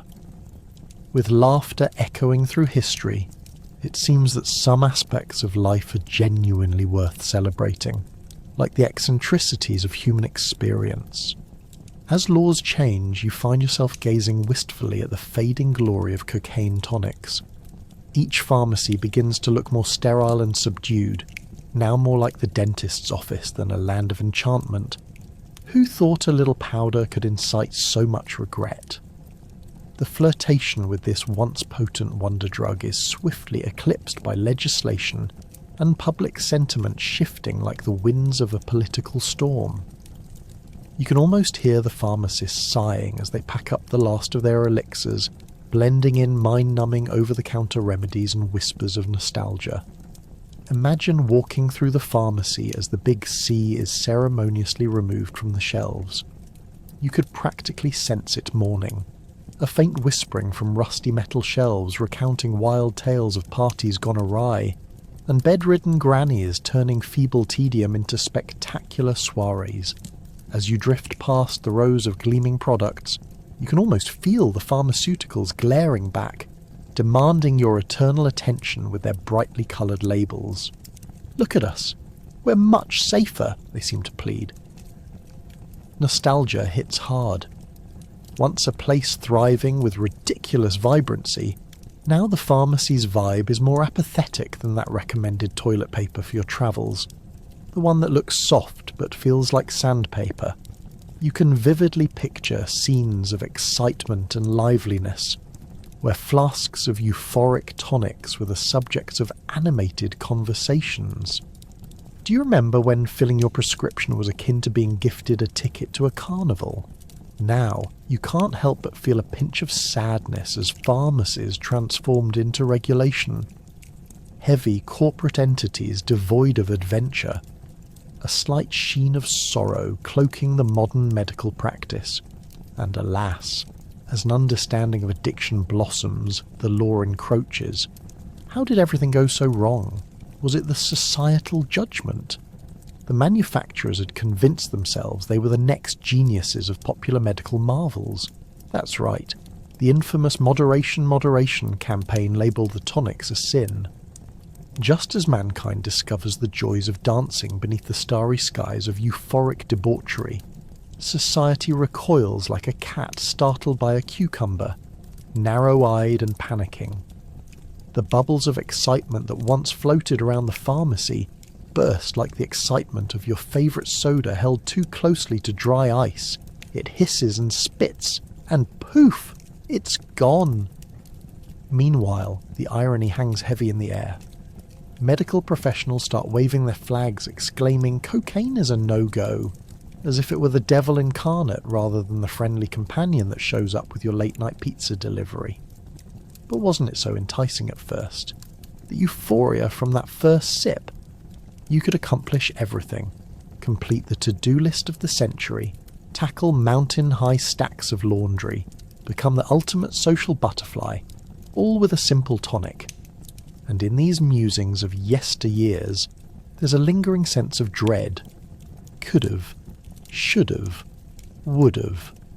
Oh, what a tangled web we weave. And so pharmacies retire cocaine into the annals of, remember when you could do that? Like a poorly aged bottle of wine gathering dust in the back of the pantry. Replaced by milk toast alternatives that, while likely safe from addiction, simply cannot match the thrill of a cocaine-charged afternoon. Would these pharmacy shelves ever see anything as lively again? They're chock full of products promising results but draining excitement faster than you can say no thank you, setting the stage for mediocrity to reign supreme. With the curtain drawing on the flamboyant age of cocaine tonics, pharmacies evolve. Caffeine becomes the substitute thrill. Safe, yes, but lacking in the flair. Picture nameless barista scenarios as you order your venti, extra hot, low-fat, guiltless poison. While caffeine might keep you awake, cocaine had an alluring way of making you feel invincible. With every passing moment, your once-beloved pharmacy mimics the closeted side of modernity. Here it is, the bittersweet farewell to a bygone splash of exuberance, nestled somewhere in the minutiae of history. And as you walk away from the land of enchantment signalled by those rusty shelves, take a moment to reflect not only on the drugs of the past, but also the absurdity of humanity's ceaseless quest for thrills. The vibrant adventure might fade, but the laughter, absurdities and lessons learned still echo in the hallways of time. After all, what's history if not a whimsical blend of goofy choices and bright sparks, reminding us that life is genuinely a carnival ride? So, goodbye, dear old friend, the cocaine tonic. You've stirred a blend of joy and chaos in our hearts, and perhaps that is the greatest gift of all. Our journey through the world of cocaine-filled tonics draws to a close. How absurd it seems, as glimpses of human history remind you just how far we've come. But can you truly laugh when things might have gone down a drastically different road? Reflecting on choices, one can only ponder the wisdom gained through the ages. It's as if our ancestors threw a life-size party on a tightrope above a pit of quicksand, blissfully unaware of the potential plummet beneath them. Those mad scientists who mixed potions in their pharmacies were living legends of reckless experimentation, but you can only imagine the size of relief when cocaine found its way off the pharmacy shelves and into the annals of what were they thinking. Picture yourself in the bustling streets of the late 19th century. People weren't just shopping, they were playing roulette with their health.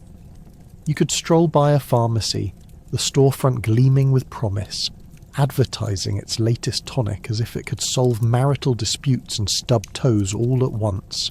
Get your cocaine elixir here, now with extra fizz. Advertisement slogans practically sang from the shop windows, embodying the joyous chaos that was the Victorian era. The same era where moustaches were meticulously groomed and people were unabashedly naive about the consequences of their habits. Just think. Nothing screams delightful debauchery quite like a Coca-Cola laced with mountain-bound powder, or a jolly trip to the apothecary for a pick-me-up after an exhausting day. Yet, as we sit cosily in our modern lives, with morals and laws firmly in place, it's hard to ignore the ironic twist of fate that keeps echoing through history.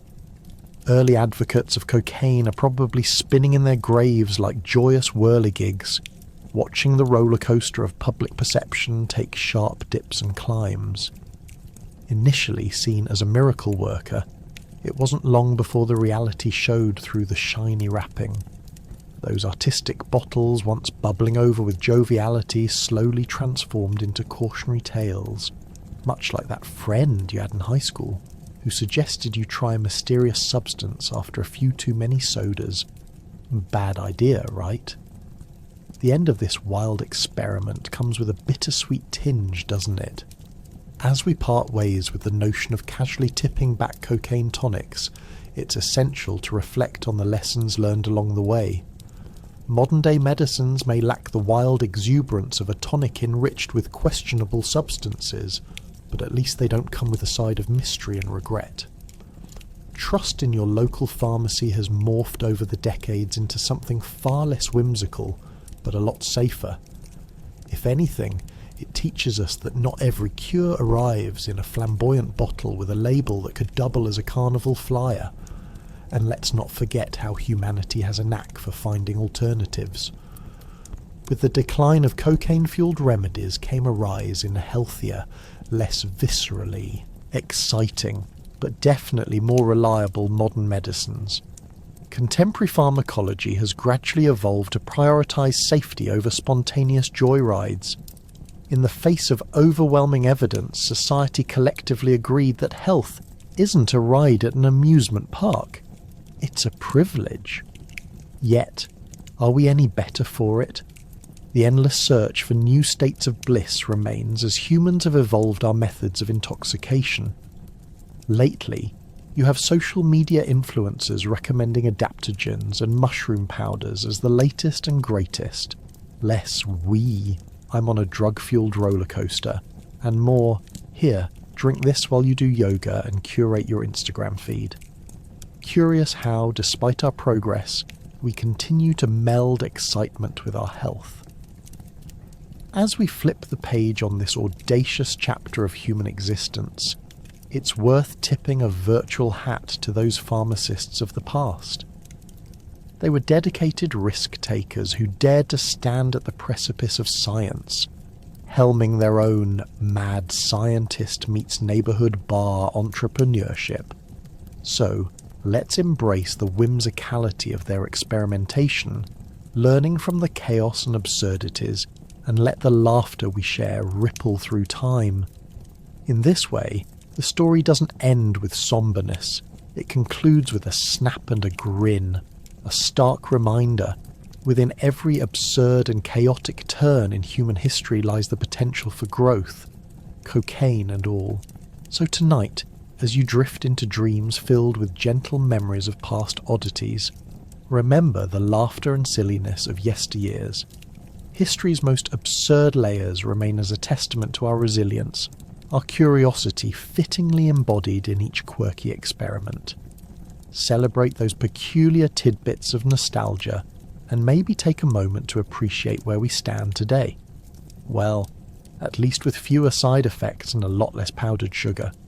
Fast forward to modern pharmacies, and they may seem sterile and slightly boring, but look closer.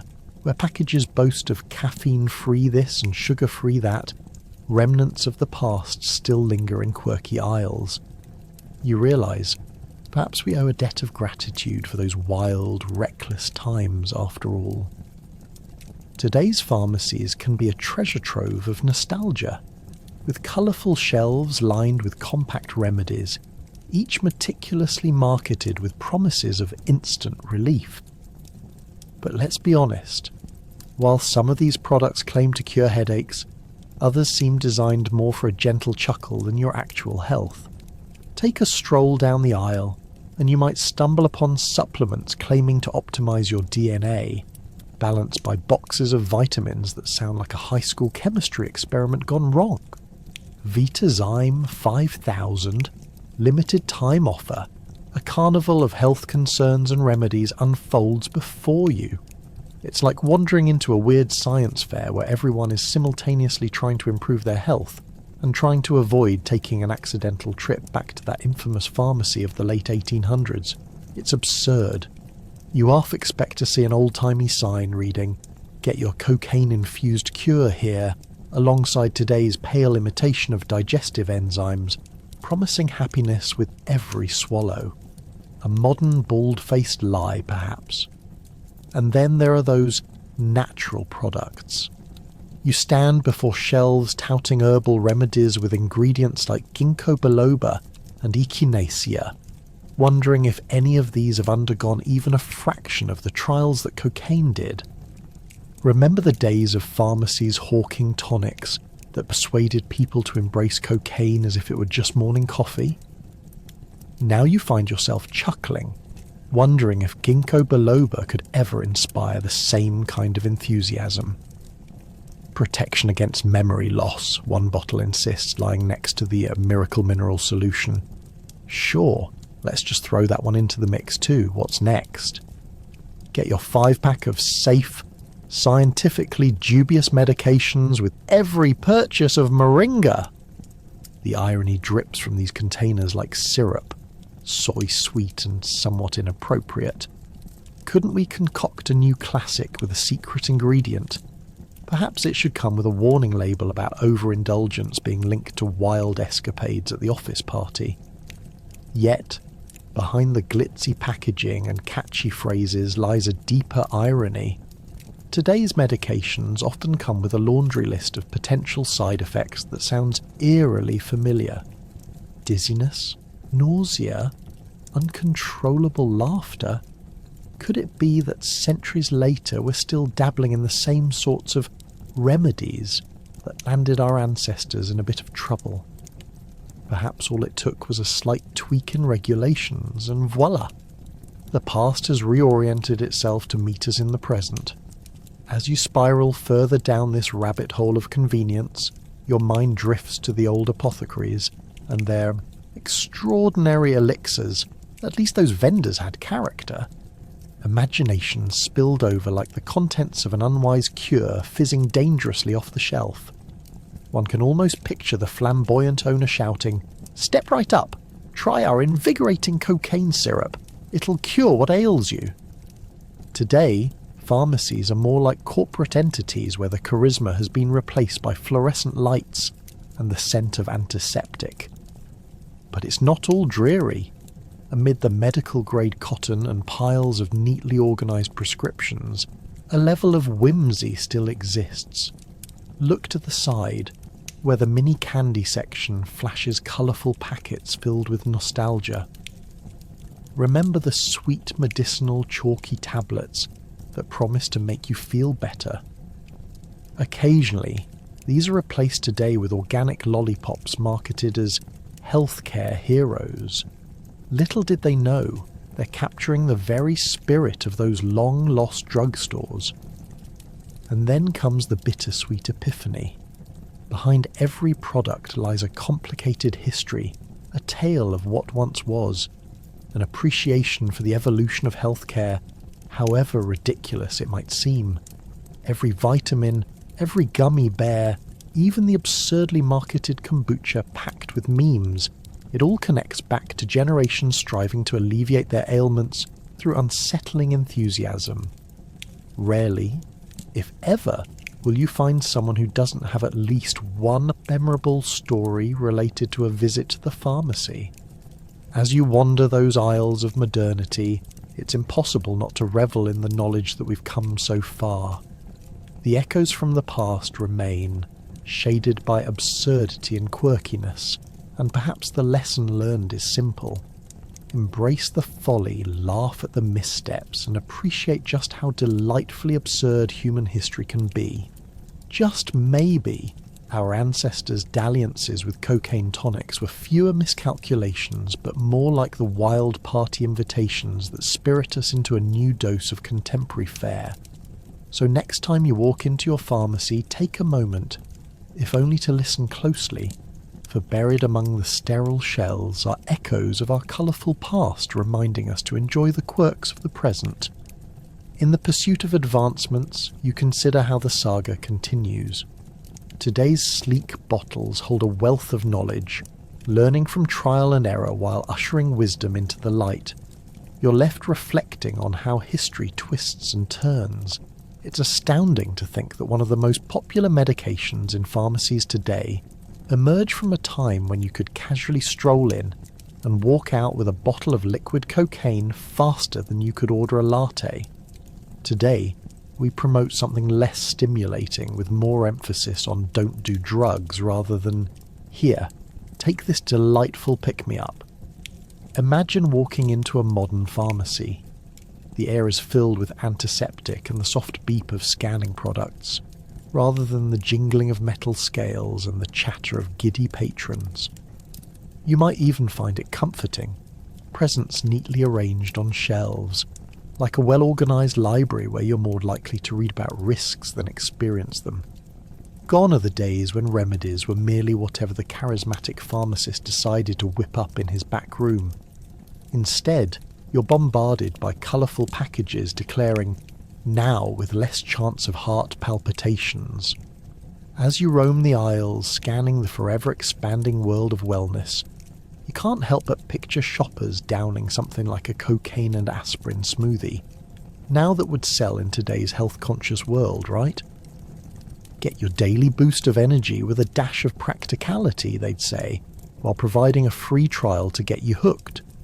Today's reality screams otherwise, where it takes a small army of regulatory boards, scientists and ethical conversations to get a product past the gatekeepers of health. Yet the irony remains ever present. Our ancestors, while attempting to dabble in scientific advancement, managed to stumble into valuable discoveries regarding human health. One can't help but chuckle at how those turn-of-the-century experiments sound like the plot of a quirky sitcom. And in this episode of Accidental Medicine, watch as John Doe mixes alcohol and opium for what he thinks will cure his sneezing fit. Tune in next week to see if his couch ends up as a bed for 20 generations of cats. A significant shift indeed. While back in the day, your average family might have thought, what's a little cocaine in the morning? You now peek at a bottle of cough syrup, wondering how many clinical trials were thrown into the mix. There's even a feeling of reverence when considering the lab coat-wearing scientists who ensure that today's medicine really will just help you fight off that pesky cough, rather than mistakenly set fire to your taste buds. While history continues to influence modern pharmacology, the past isn't just a charming ride down memory lane, it's a roadmap. If you look closely enough, you'll see how echoes of that audacious period endure, like an inappropriate but somehow insightful family story you wish you could forget, but that makes for a wild conversation starter. The way we perceive pain relief today is a direct reflection of lessons learned from those heady days of experimentation. You chuckle as you reflect on how these developments have charted the course of public understanding. Your back aches just thinking about how many people must have popped pills from home pharmacies over the centuries. Must be 1,000 ways to manage a headache, you muse, picturing the vast shelves of the past. Just don't mind those side effects, they'll teach you character. After a moment you realise our forebears were nothing if not adventurous, and for every cough syrup packed with questionable ingredients and colourful labels, there are tales of brilliant minds fighting through the absurdities of early medicine. Those daring individuals paved the path toward the sterile counters and computer-guided prescriptions of today. So, as you consider your own proverbial medicine cabinet filled with glossy boxes proclaiming health and happiness, maybe give a small nod of gratitude to those far-gone pharmacists who paved the way for the simple privilege of candidates awaiting the next surprising cure. You sink into the comfort of a modern world, where even the most bizarre chapter of medical history is transformed, as it has always done, from chaos to clarity, from phantasmagorical tonics to evidence-based remedies. History may be bizarre, however it's a tapestry woven together by laughter, mistakes, and humans trying to find their footing in the face of discomfort. And as you slip back to the present, one thought lingers. What absurdity will future generations find in our seemingly sophisticated healthcare decisions? Maybe they'd think that your obsession with gluten-free snacks is as wild a choice as your great-great-grandmother buying whiskey-laced cough syrup. With a gentle smile, you close your eyes, grateful for the journey humanity has taken as it navigated the winding road of medicine, a procession of trial, error, and hilarious experimentation passed down through the generations. Who knows what stories will emerge next time you wander into a pharmacy, wondering if maybe, just maybe, they'll start concocting cures like they used to, only this time with fewer side effects and a slightly better understanding of how bodies work. Where does that leave us? With hindsight, could there be even more absurdities ahead? As time ticks forward, the idea of medication continues to grow and expand, yet the narrative behind it offers throngs of inspiration. Will the next adventure cheerfully surprise? Picture yourself wandering into a modern pharmacy, greeted by aisles of glossy products that look more like they belong in a high-tech lab than a wellness centre. But just as you start to feel safe, there's an unsettling reminder of our past. What if you peek behind that charming facade and catch a glimpse of your great-grandparents' medicinal shopping habits? The awkward moments they live through turn into strangely relatable comedy sketches, and suddenly, everyone can share a laugh. Take the ads, for example. Fast forward to today, and you see commercials that could easily double as soap operas. Ask your doctor has replaced my doctor told me, as if medical professionals are now just fancy friends whispering sweet nothings in your ear. 1 minute you're munching on chips, and the next you're awakening a natural fear of side effects that sound like they were thrown in randomly. Why, yes, I'd like my new skin cream to also risk making me spontaneously combust and sprout feathers. This is the pharmaceutical industry's way of keeping us on our toes, always uncertain, always watching those side effects like a drama series with plot twists. Yet in the midst of it all, there's a slice of irony. While today's medication might seem less flamboyant than those LGBT-friendly cocaine tonics, they boast enough scientific jargon to make even Einstein's head spin. There's a method behind that psychedelic madness too, though. You may be wondering, just how did we go from snorting a little medicine in a pharmacy to evolving to where we are now, with tests, trials, and an overabundance of labels? The reality is that society evolves, and it does so in fits of laughter and face palms. Every stumble becomes a lesson, turning the ridiculousness of selling remedies into an examination of how missteps fuel integrity. So, what's the next big leap in our love-hate relationship with substances? Well, technology is galloping forward like a caffeinated kangaroo. With each breakthrough, we stand at the edge of discovery as researchers experiment with everything from lab-grown organs to genetically engineered microbes that might double as emotional support companions, doing your taxes while holding your hand. How delightful would that be? Your microbe buddy can offer sage advice. You've got enough credit card debt, perhaps lay off the beer for a bit. When you're sipping on that next tropical cocktail, maybe you'll stop to think, what if my drink is being critiqued in molecular form by microscopic friends? Cheers to progress. But let's not forget, the shadow of our drug history hovers ominously over innovation. Sure, we stand at the forefront of advances, but alongside that hope, there's a continuous need for vigilance. With every exciting new direction, there's a lurking concern. The recent emergence of designer drugs, for instance, showcases humanity's endless ingenuity, paired with an undeniable recklessness. It almost seems that, even now, the old tales circle back to haunt us, as people mix ingredients with questionable foresight. And suddenly, we find ourselves in the same manic swing between joy and absurdity, reminiscent of past eras.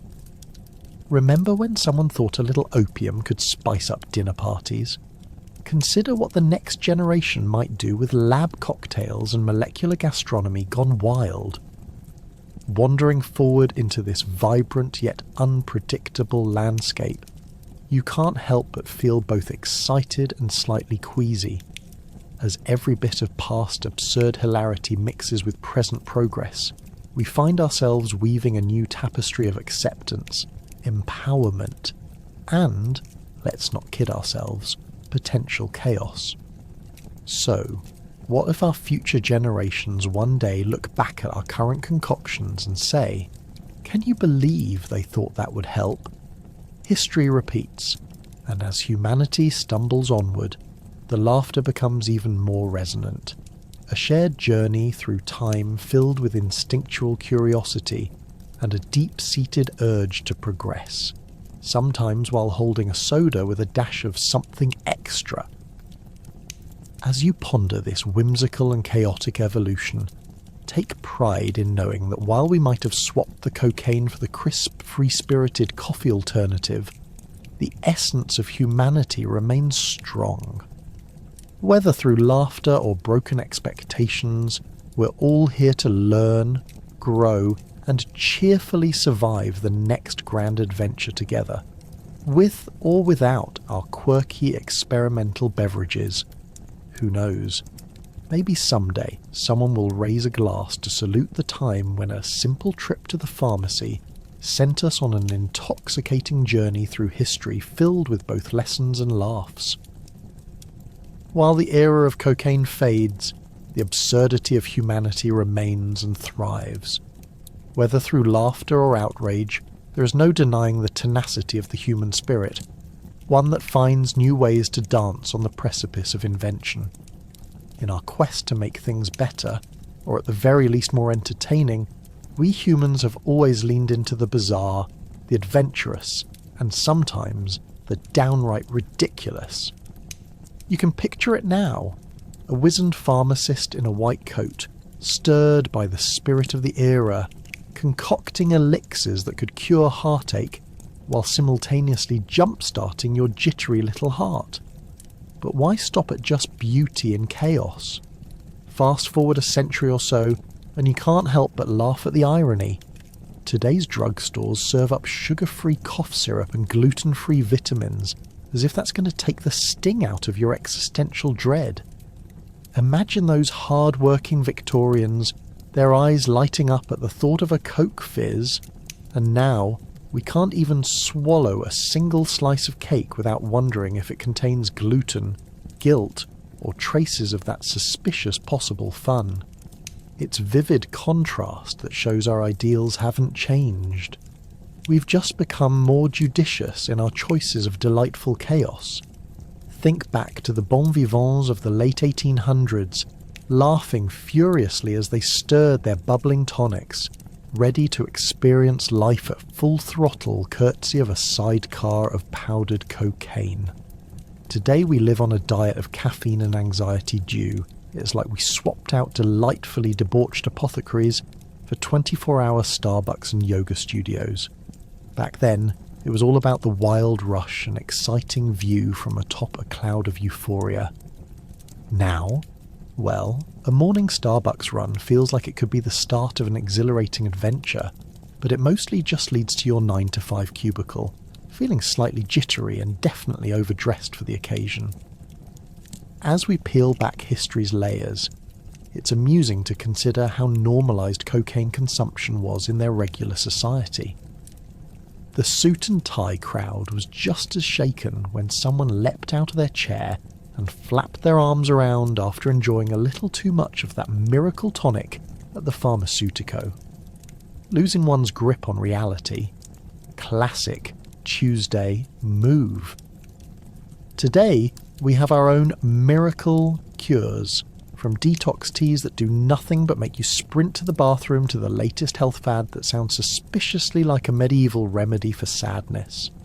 Even with all that change, there's a beautiful continuity of absurdity in our celebrations.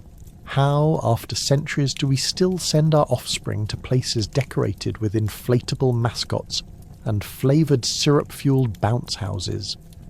Those picnics filled with sugary drinks and questionable snacks look oddly familiar to their Victorian counterparts. celebrating with cocktails that echoed those very same sentiments.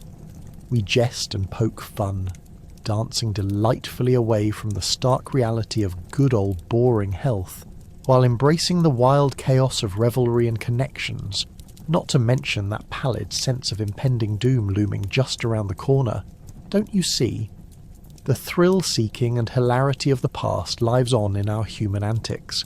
Just take a stroll down any city block, with hipsters delightfully sipping artisanal lattes in one hand and clutching their green smoothies in the other, gleefully selecting their weapons of choice.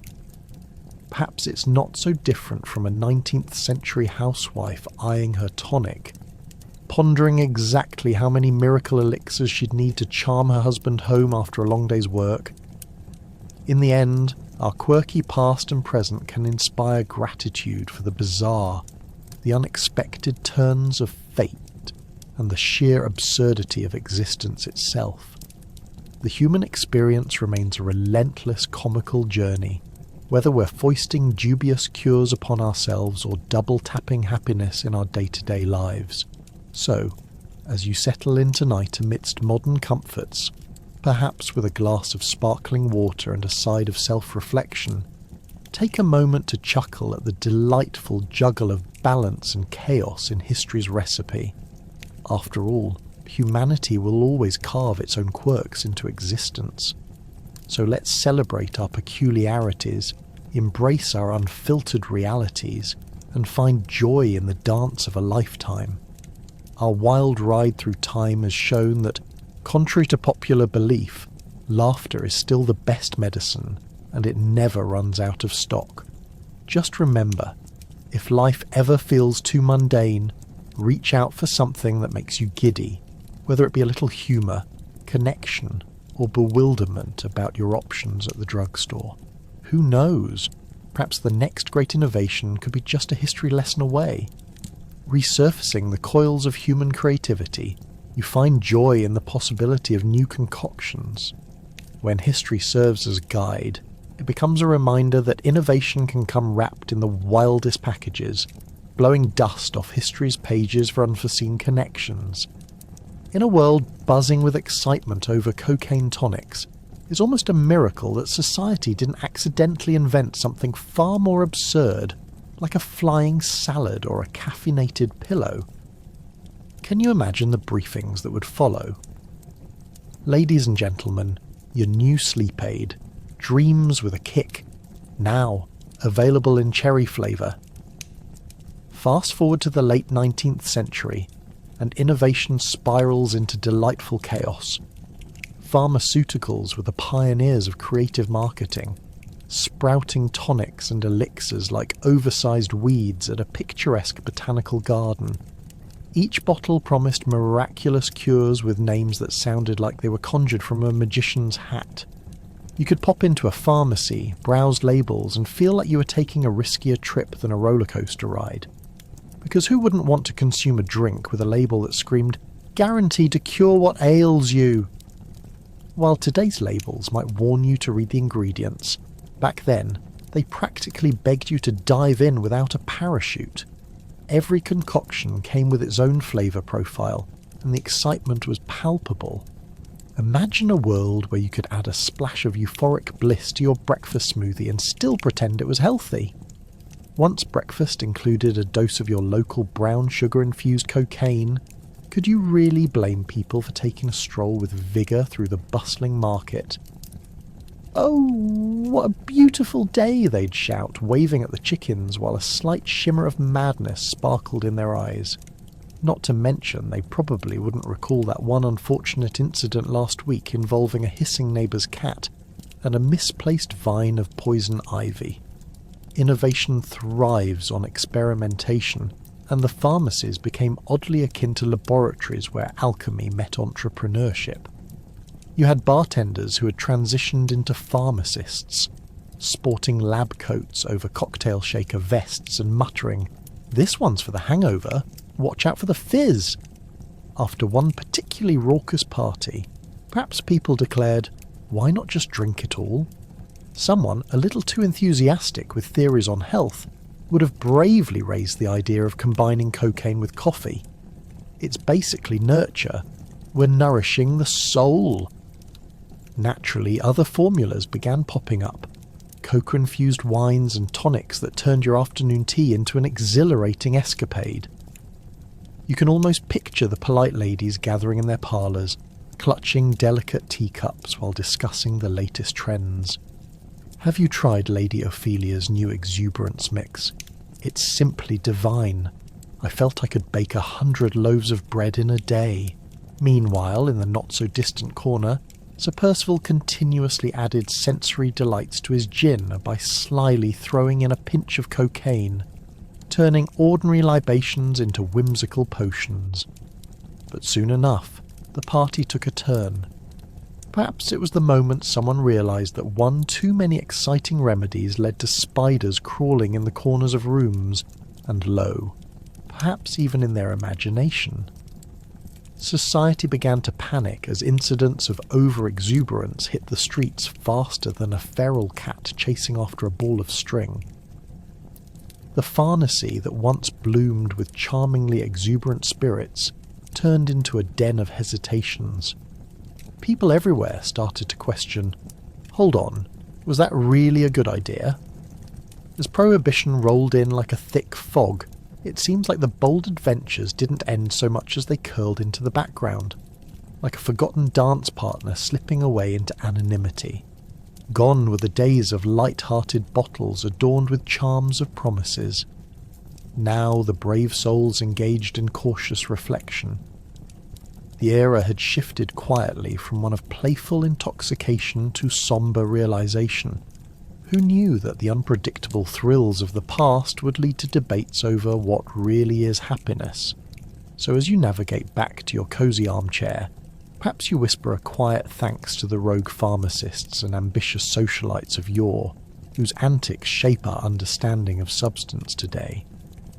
For within their outdated concoctions lies a quirky reminder. All innovation is messy, delightfully memorable, and often comes at the cost of someone's sanity. Yet every imaginative leap teaches us lessons, showing us that while we may juggle progress with grace, we must also proceed with caution. After all, history is one wobbly dance. We hold on tightly and pray for graceful exits. Returning once more to the subject of damage, you ponder the interlace of excitement and consequence. The age of experimentation may glow with charm, but it must also remain a respected reminder that life needs balance, a push and a retreat. Ah, cocaine, the royal party crasher of the late 19th century, spirited away into daily life like the unwanted guest who eats all your snacks and refuses to leave. In this chapter, we delve into the legacy left behind, an extravagant cocktail of triumph and disaster, where humanity's enthusiasm for novelty often dances dangerously close to chaos. Imagine, if you will, the scene as people, high on life, or rather, on an ample dose of this wonder drug, waltz through their daily routines. With a swig of medicine coursing through their veins, productivity soared. Suddenly the office became a bustling hub of energy. It was like replacing your mundane coffee with a shockwave of excitement. Throughout the week you could practically hear every profession buzzing like caffeine-fueled bees, a symphony of inspiration untethered by the sleepiness of daily responsibilities. You almost want to join them until that nagging thought strikes you. How long can this spree continue without paying the piper? And pay they did. The euphoria quickly spiralled away from playful mischief into an insidious trap. You'd hear whispers of good-intentioned folks who turned oddly hyperactive, transformed into athletes racing around town only to find themselves crashing harder than a 90s computer. What began as a playful dalliance soon birthed the disheartening spectre of addiction. Oops, I did it again, becomes the mantra of the disillusioned masses. realising what might have been a morning pick-me-up turned into a relentless cycle of need and despair. You contemplate the reaction of society. The response started to bubble up, much like one of those syrupy sodas people started guzzling in the era.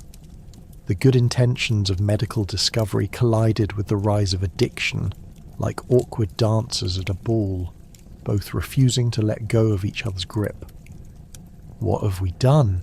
became the universal question whispered behind closed doors as families scrambled to find out how to reclaim their loved ones from the clutches of their supposed tonics that had, with time, morphed from helpful to harmfully comic. The media got involved, of course, like a well-meaning relative giving unsolicited advice during Thanksgiving dinner. News reports flooded in, giving a vivid account of both the glamour and the horror, featuring quotes from doctors. "It's a miracle! It's the devil's dust!" Striking images splashed across newspapers showed people in their euphoric states highlighted next to heart-wrenching stories of addiction, painting a portrait of humanity caught in an elaborate masquerade. You find yourself chuckling at the irony of life unfolding like a bizarre cautionary tale. The same thing that said it could cure you was also unceremoniously bringing you to your knees. What was once a tool to enhance productivity had begun its descent into something darker, an all too common human misunderstanding of where to frolic and when to stop. It seems humanity has an unwavering knack for overindulgence, especially when the prospect of a double shot of excitement beckons. As the decades rolled on, this cautionary tale turned to cautionary legislation, an enactment of sorts grabbed from the pages of social history. The result was a tide shift as governments clamped down on the free-for-all. Just like curfew signs put up to keep you out of trouble, suddenly schools began lecturing about the dangers of drugs, ensuring our little ones knew that the same older generation so naively engaged with taboo subjects now faced the aftermath of their reckless curiosity. Cocaine's legacy wasn't just about the drug itself, but rather a testament to limits. It echoed warnings through the streets and might have transformed into a catalyst for the growing understanding of addiction and mental health over the years. History repeated itself in strange ways, leaving us with stories, part caution, part comedy, that illuminated the absurdities of human behaviour and the perpetual push-pull between novelty and restraint. Sitting back, you realise this chapter in time nudges you not just to laugh at the past, but also to embrace the lessons gained through its ridiculousness. Because in the end, the legacy of cocaine as medicine was a wild ride full of highs and lows, reminding us that balance is crucial, not just in life, but in every choice we make, reminding us of the spirited ebb and flow of humanity, struggling to keep its head above the waves while navigating the perils of overindulgence, all with a side of humour, of course. As the story unfolds, it's always the what's next that captivates, and maybe, just maybe, learning to savour the sweet moments without cramming them full of refractory escapades is wisdom worth cultivating. As the moments pass, reflecting upon an era where the inconceivable mingled with joy, each hiccup tells a tale of resilience. Finding wisdom in its outlandish peak is ultimately what floats to the surface, proof that laughter truly is the best medicine, even if it's not cocaine. Of course, as you look back on this whimsical chapter, you might think about the irony of it all, that the very substance intended for healing led to some of history's most notorious moments of debauchery. It's a historical plot twist worthy of a soap opera, mops and gin mixed with a sprinkle of scandal. Picture this: families treating cocaine as a casual Sunday supplement, like a vitamin that also comes with a side of giggles and spontaneous interpretive dance. What was once a mere headache remedy turned into a proverbial magic carpet ride, transporting users from plain old reality into spectacular heights of euphoria.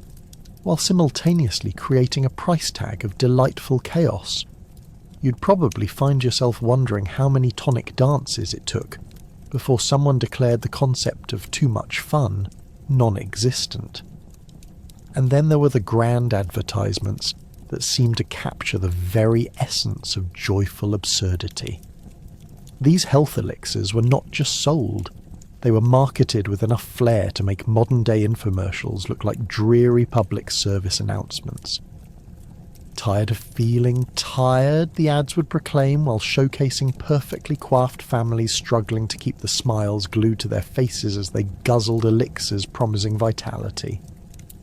All you needed was a little cocaine in your tonic, and suddenly you'd turn into a non-stop party machine, capable of running a marathon, and then possibly flying to Mars right afterward, if you could keep your feet on the ground.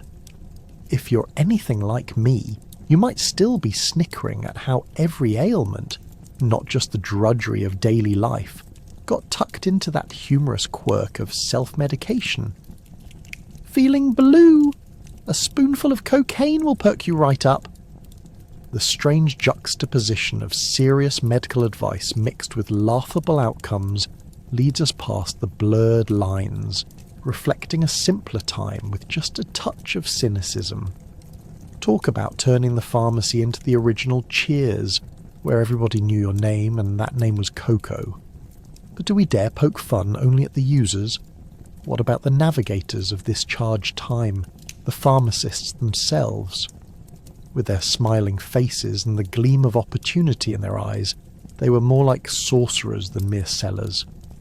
Each transaction was accompanied by a wink, an explanation laced with enough charm to make you forget that you were about to consume something that held the power of joyful oblivion within its contents. It's almost comical to think about the guilt-free pleasure of wandering into your friendly neighbourhood apothecary, like you were entering Willy Wonka's factory, only instead of candy, you were walking out holding a bottle labelled Guaranteed Good Vibes. Oh, but let's not overlook the wild side of this era. As a society, people tiptoed gleefully along the tightrope of ecstasy and ethics. Would someone have been brave enough to say, "Hey, are we making wise choices?" Probably not. After all, when was the last time you considered a crimson bottle of excitement could be the cause of mysterious fits of giggles at the annual town meeting? Just picture the scene. The mayor, mid-speech, as the crowd behind him suddenly bursts into uproarious laughter, fueled by tons of medicinal cocaine. It's the kind of historical irony that should be framed on a wall, perhaps somewhere between serious political discourse and self-inflicted chaos. Yet, for all its absurdity, this quirky chapter in pharmaceutical history reminds us that humans have a knack for finding humour even in the wildest of circumstances. It's as if our ancestors were competing to show how life could throw curveballs while still keeping the punches soft and fluffy, like cotton candy. The laughter tethering this time period reminds us that even amid questionable ethics, we can still find absurdity to celebrate. So here's to the era of cocaine tonics and tantalizing tales. It may seem bizarre, but navigating those eccentricities reveals a glimmer of truth. Life is remarkably resilient, and exactly as wonderfully odd as we let it be. With every adventure closing in, you realise the humour carried through time has enriched your outlook on the present.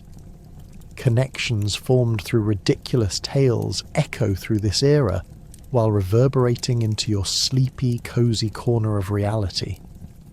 Life in the 19th century, especially with its cheeky embrace of legal cocaine, makes you question what peculiarities lie buried in today's medicine cabinets.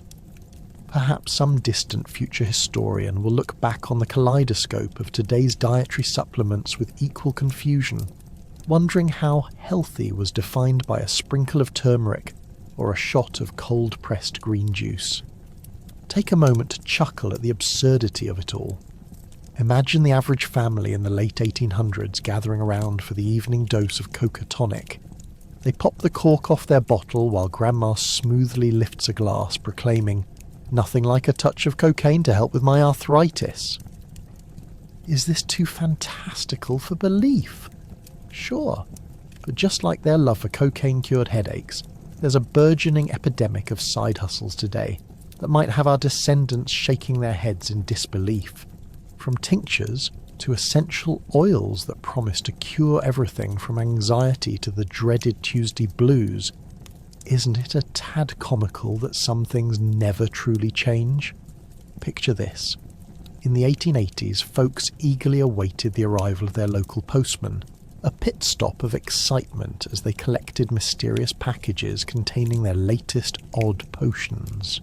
Today, we eagerly await Amazon Prime deliveries with just as much zeal, going so far as to give tracking numbers the kind of attention typically reserved for movie trailers. It left the facility. It's on its way. Such eagerness brings to light the collective quest for quick fixes and contemporary elixirs that were once simply mysteries in small brown bottles. And speaking of hype, let's not forget how marketing has evolved over the years. While today's influencers promote quinoa as the answer to all your flavourless meals, back then pharmacists pushed their potions with more charm than a carnival barker, luring in customers like moths to a flame. You can almost picture the chalkboards outside their shops.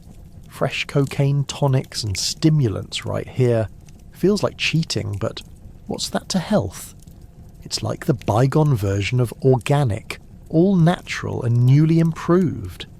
Were they overwhelmed by self-importance, or just genuinely convinced that life without cocaine was a life half-lived? Unravelling this enigma is like opening your fridge to find leftovers from last Thanksgiving. Some thrilling, some terrifying, and certainly all humbling. Lurking behind this nostalgia is a glorious wisdom that resonates loudly today. The human experience is inherently absurd, woven richly with quirks, blunders, and laughter. As the tales of past adventures and misadventures flutter by, you start identifying your own absurdities, each slip-up a spark of potential hilarity. Have you experienced a cringeworthy moment at a family gathering? Or perhaps that fateful misstep where your pants decided they were done before the bar reached its peak? It's all part of the delightful absurdity that propels us through life, time-travelling with all the bravado of our predecessors. Now, as we prepare to close this chapter, consider how marvellously interconnected we all are. From the cocaine tonics of yesteryear to the kale smoothies of today, we're all marching as one big goofy parade through the landscape of human history. The give and take between past and present offers an endless supply of laughter waiting to be plucked and cherished. Your ancestors may have navigated through sticky and audacious situations. Is it not worth appreciating how clever yet utterly ridiculous we can all be? As you cuddle into your clean sheets, close your eyes and give a silent toast to the eccentrics of days gone by. Those brave souls who laughed in the face of societal norms with their cheeky tonics and wild remedies. Keep a sense of humour wide as the sky, for within all the absurdities of life lies the very essence of survival, wrapped up warmly as we push forward into new adventures, be they tonic-free or not. So, take a moment and embrace the absurdity, breathing in the sweet realization that life's greatest stories often aren't polished gems, but rather priceless diamonds formed in the rough of delightful chaos. As the curtain closes on your journey through this chapter of absurdity, you can't help but take a moment to identify with the folks who lived through their hilariously misguided attempts at happiness. History may be a circus, but it's also a grand reminder of how brilliantly absurd we can all be. After all, those enthusiastic chemists of yesteryear believed they had struck gold, while we now look back and chuckle, wondering how much fun or mischief could accompany a mere trip to the apothecary.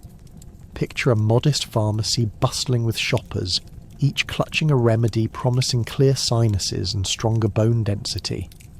Did you ever think someone might waltz in asking for the usual? A high-octane tonic laced with cocaine and a smile? As absurd as it sounds, the potion would be dispensed with the same nonchalance as a caramel latte today. Who wouldn't want that bit of pizzazz in their daily routine? It's akin to a modern-day coffee shop, where people exchange not just cash but laughter and outrageous stories about bizarre orders. I'll take a double shot of psychic energy with a sprinkle of regret, please. But as you revel in the hilarity, consider this. The same humanity that believed in the medicinal powers of cocaine also lived with a myriad of quirks and calamities. They wore those fedoras and tightly laced shoes not just as fashion statements, but also out of sheer necessity. Bags under their eyes, ready to wake up at ungodly hours to nurse a hangover that was both sugary and stimulatory. In that sense, maybe we aren't different at all. After all, who hasn't found themselves rummaging through the fridge at 2 a.m. searching for leftover pizza, while pondering if caffeine or carbs would make for a better recovery plan? We've made extravagant miscalculations since time immemorial, and honestly it's stunning that most of us survived to tell the tale. Imagine the life of a family with a newfangled tonic for every ailment. Any minor scratch or sniffle would warrant a quick foray into the pharmacy, with someone inevitably leaving with a bottle of wondrous cocaine elixir and a story to tell. Soon, Sunday dinners became less about family and more about, have you tried the new tonic? I was flying high last weekend. They could compare notes like modern-day foodies, celebrating the finest concoctions with a side of embarrassment when reading the side effects. Not to overlook the social aspect, these cures brought about a sense of community that went beyond mere chemistry. You could hear folks recounting tales of late-night escapades fueled by lively conversations and that extra boost from their favourite pharmacy find. It wasn't just about medicine. It was about being vibrant, feeling alive, and yes, embracing the slightly ridiculous life. Can you imagine sharing a drink, smiling through the highs and lows, lifting your glasses in a euphoric toast to the good times, while all the time celebrating something that was originally just a concoction of cocaine and medicinal alcohol? Talk about lifting your spirits. So, as we wave goodbye to these gloriously whimsical days of pharmacy-peddled fun, let's not forget to thank our forebears for their eccentricities, curiosity, and pioneering spirit. They were the brave souls who marched boldly into the unknown, bottle in hand, challenging the very laws of nature and the next day's hangover. You can almost imagine them shaking their fist at the stars, declaring, "Whatever happens, at least we're feeling something." The unction of it all had no limits, and really, is there a better way to live life? So, as you nestle into the comforting embrace of your modern-day bed, blessed with indoor plumbing, the marvel that is running tap water, and antibiotics that won't lead to your next wild hangover, take a moment. Raise a proverbial glass to those good-natured, misguided pioneers who thought they were giving us the best of everything. Whisper softly to their memory, "Thank you for keeping life delightfully chaotic." After all, the shared human experience is a spectacle of flaws and fervour. History might be a circus, sure, but the laughter echoes eternally into our lives today. A timeless reminder that we're all just a few potions away from revelling in our gloriously chaotic journeys.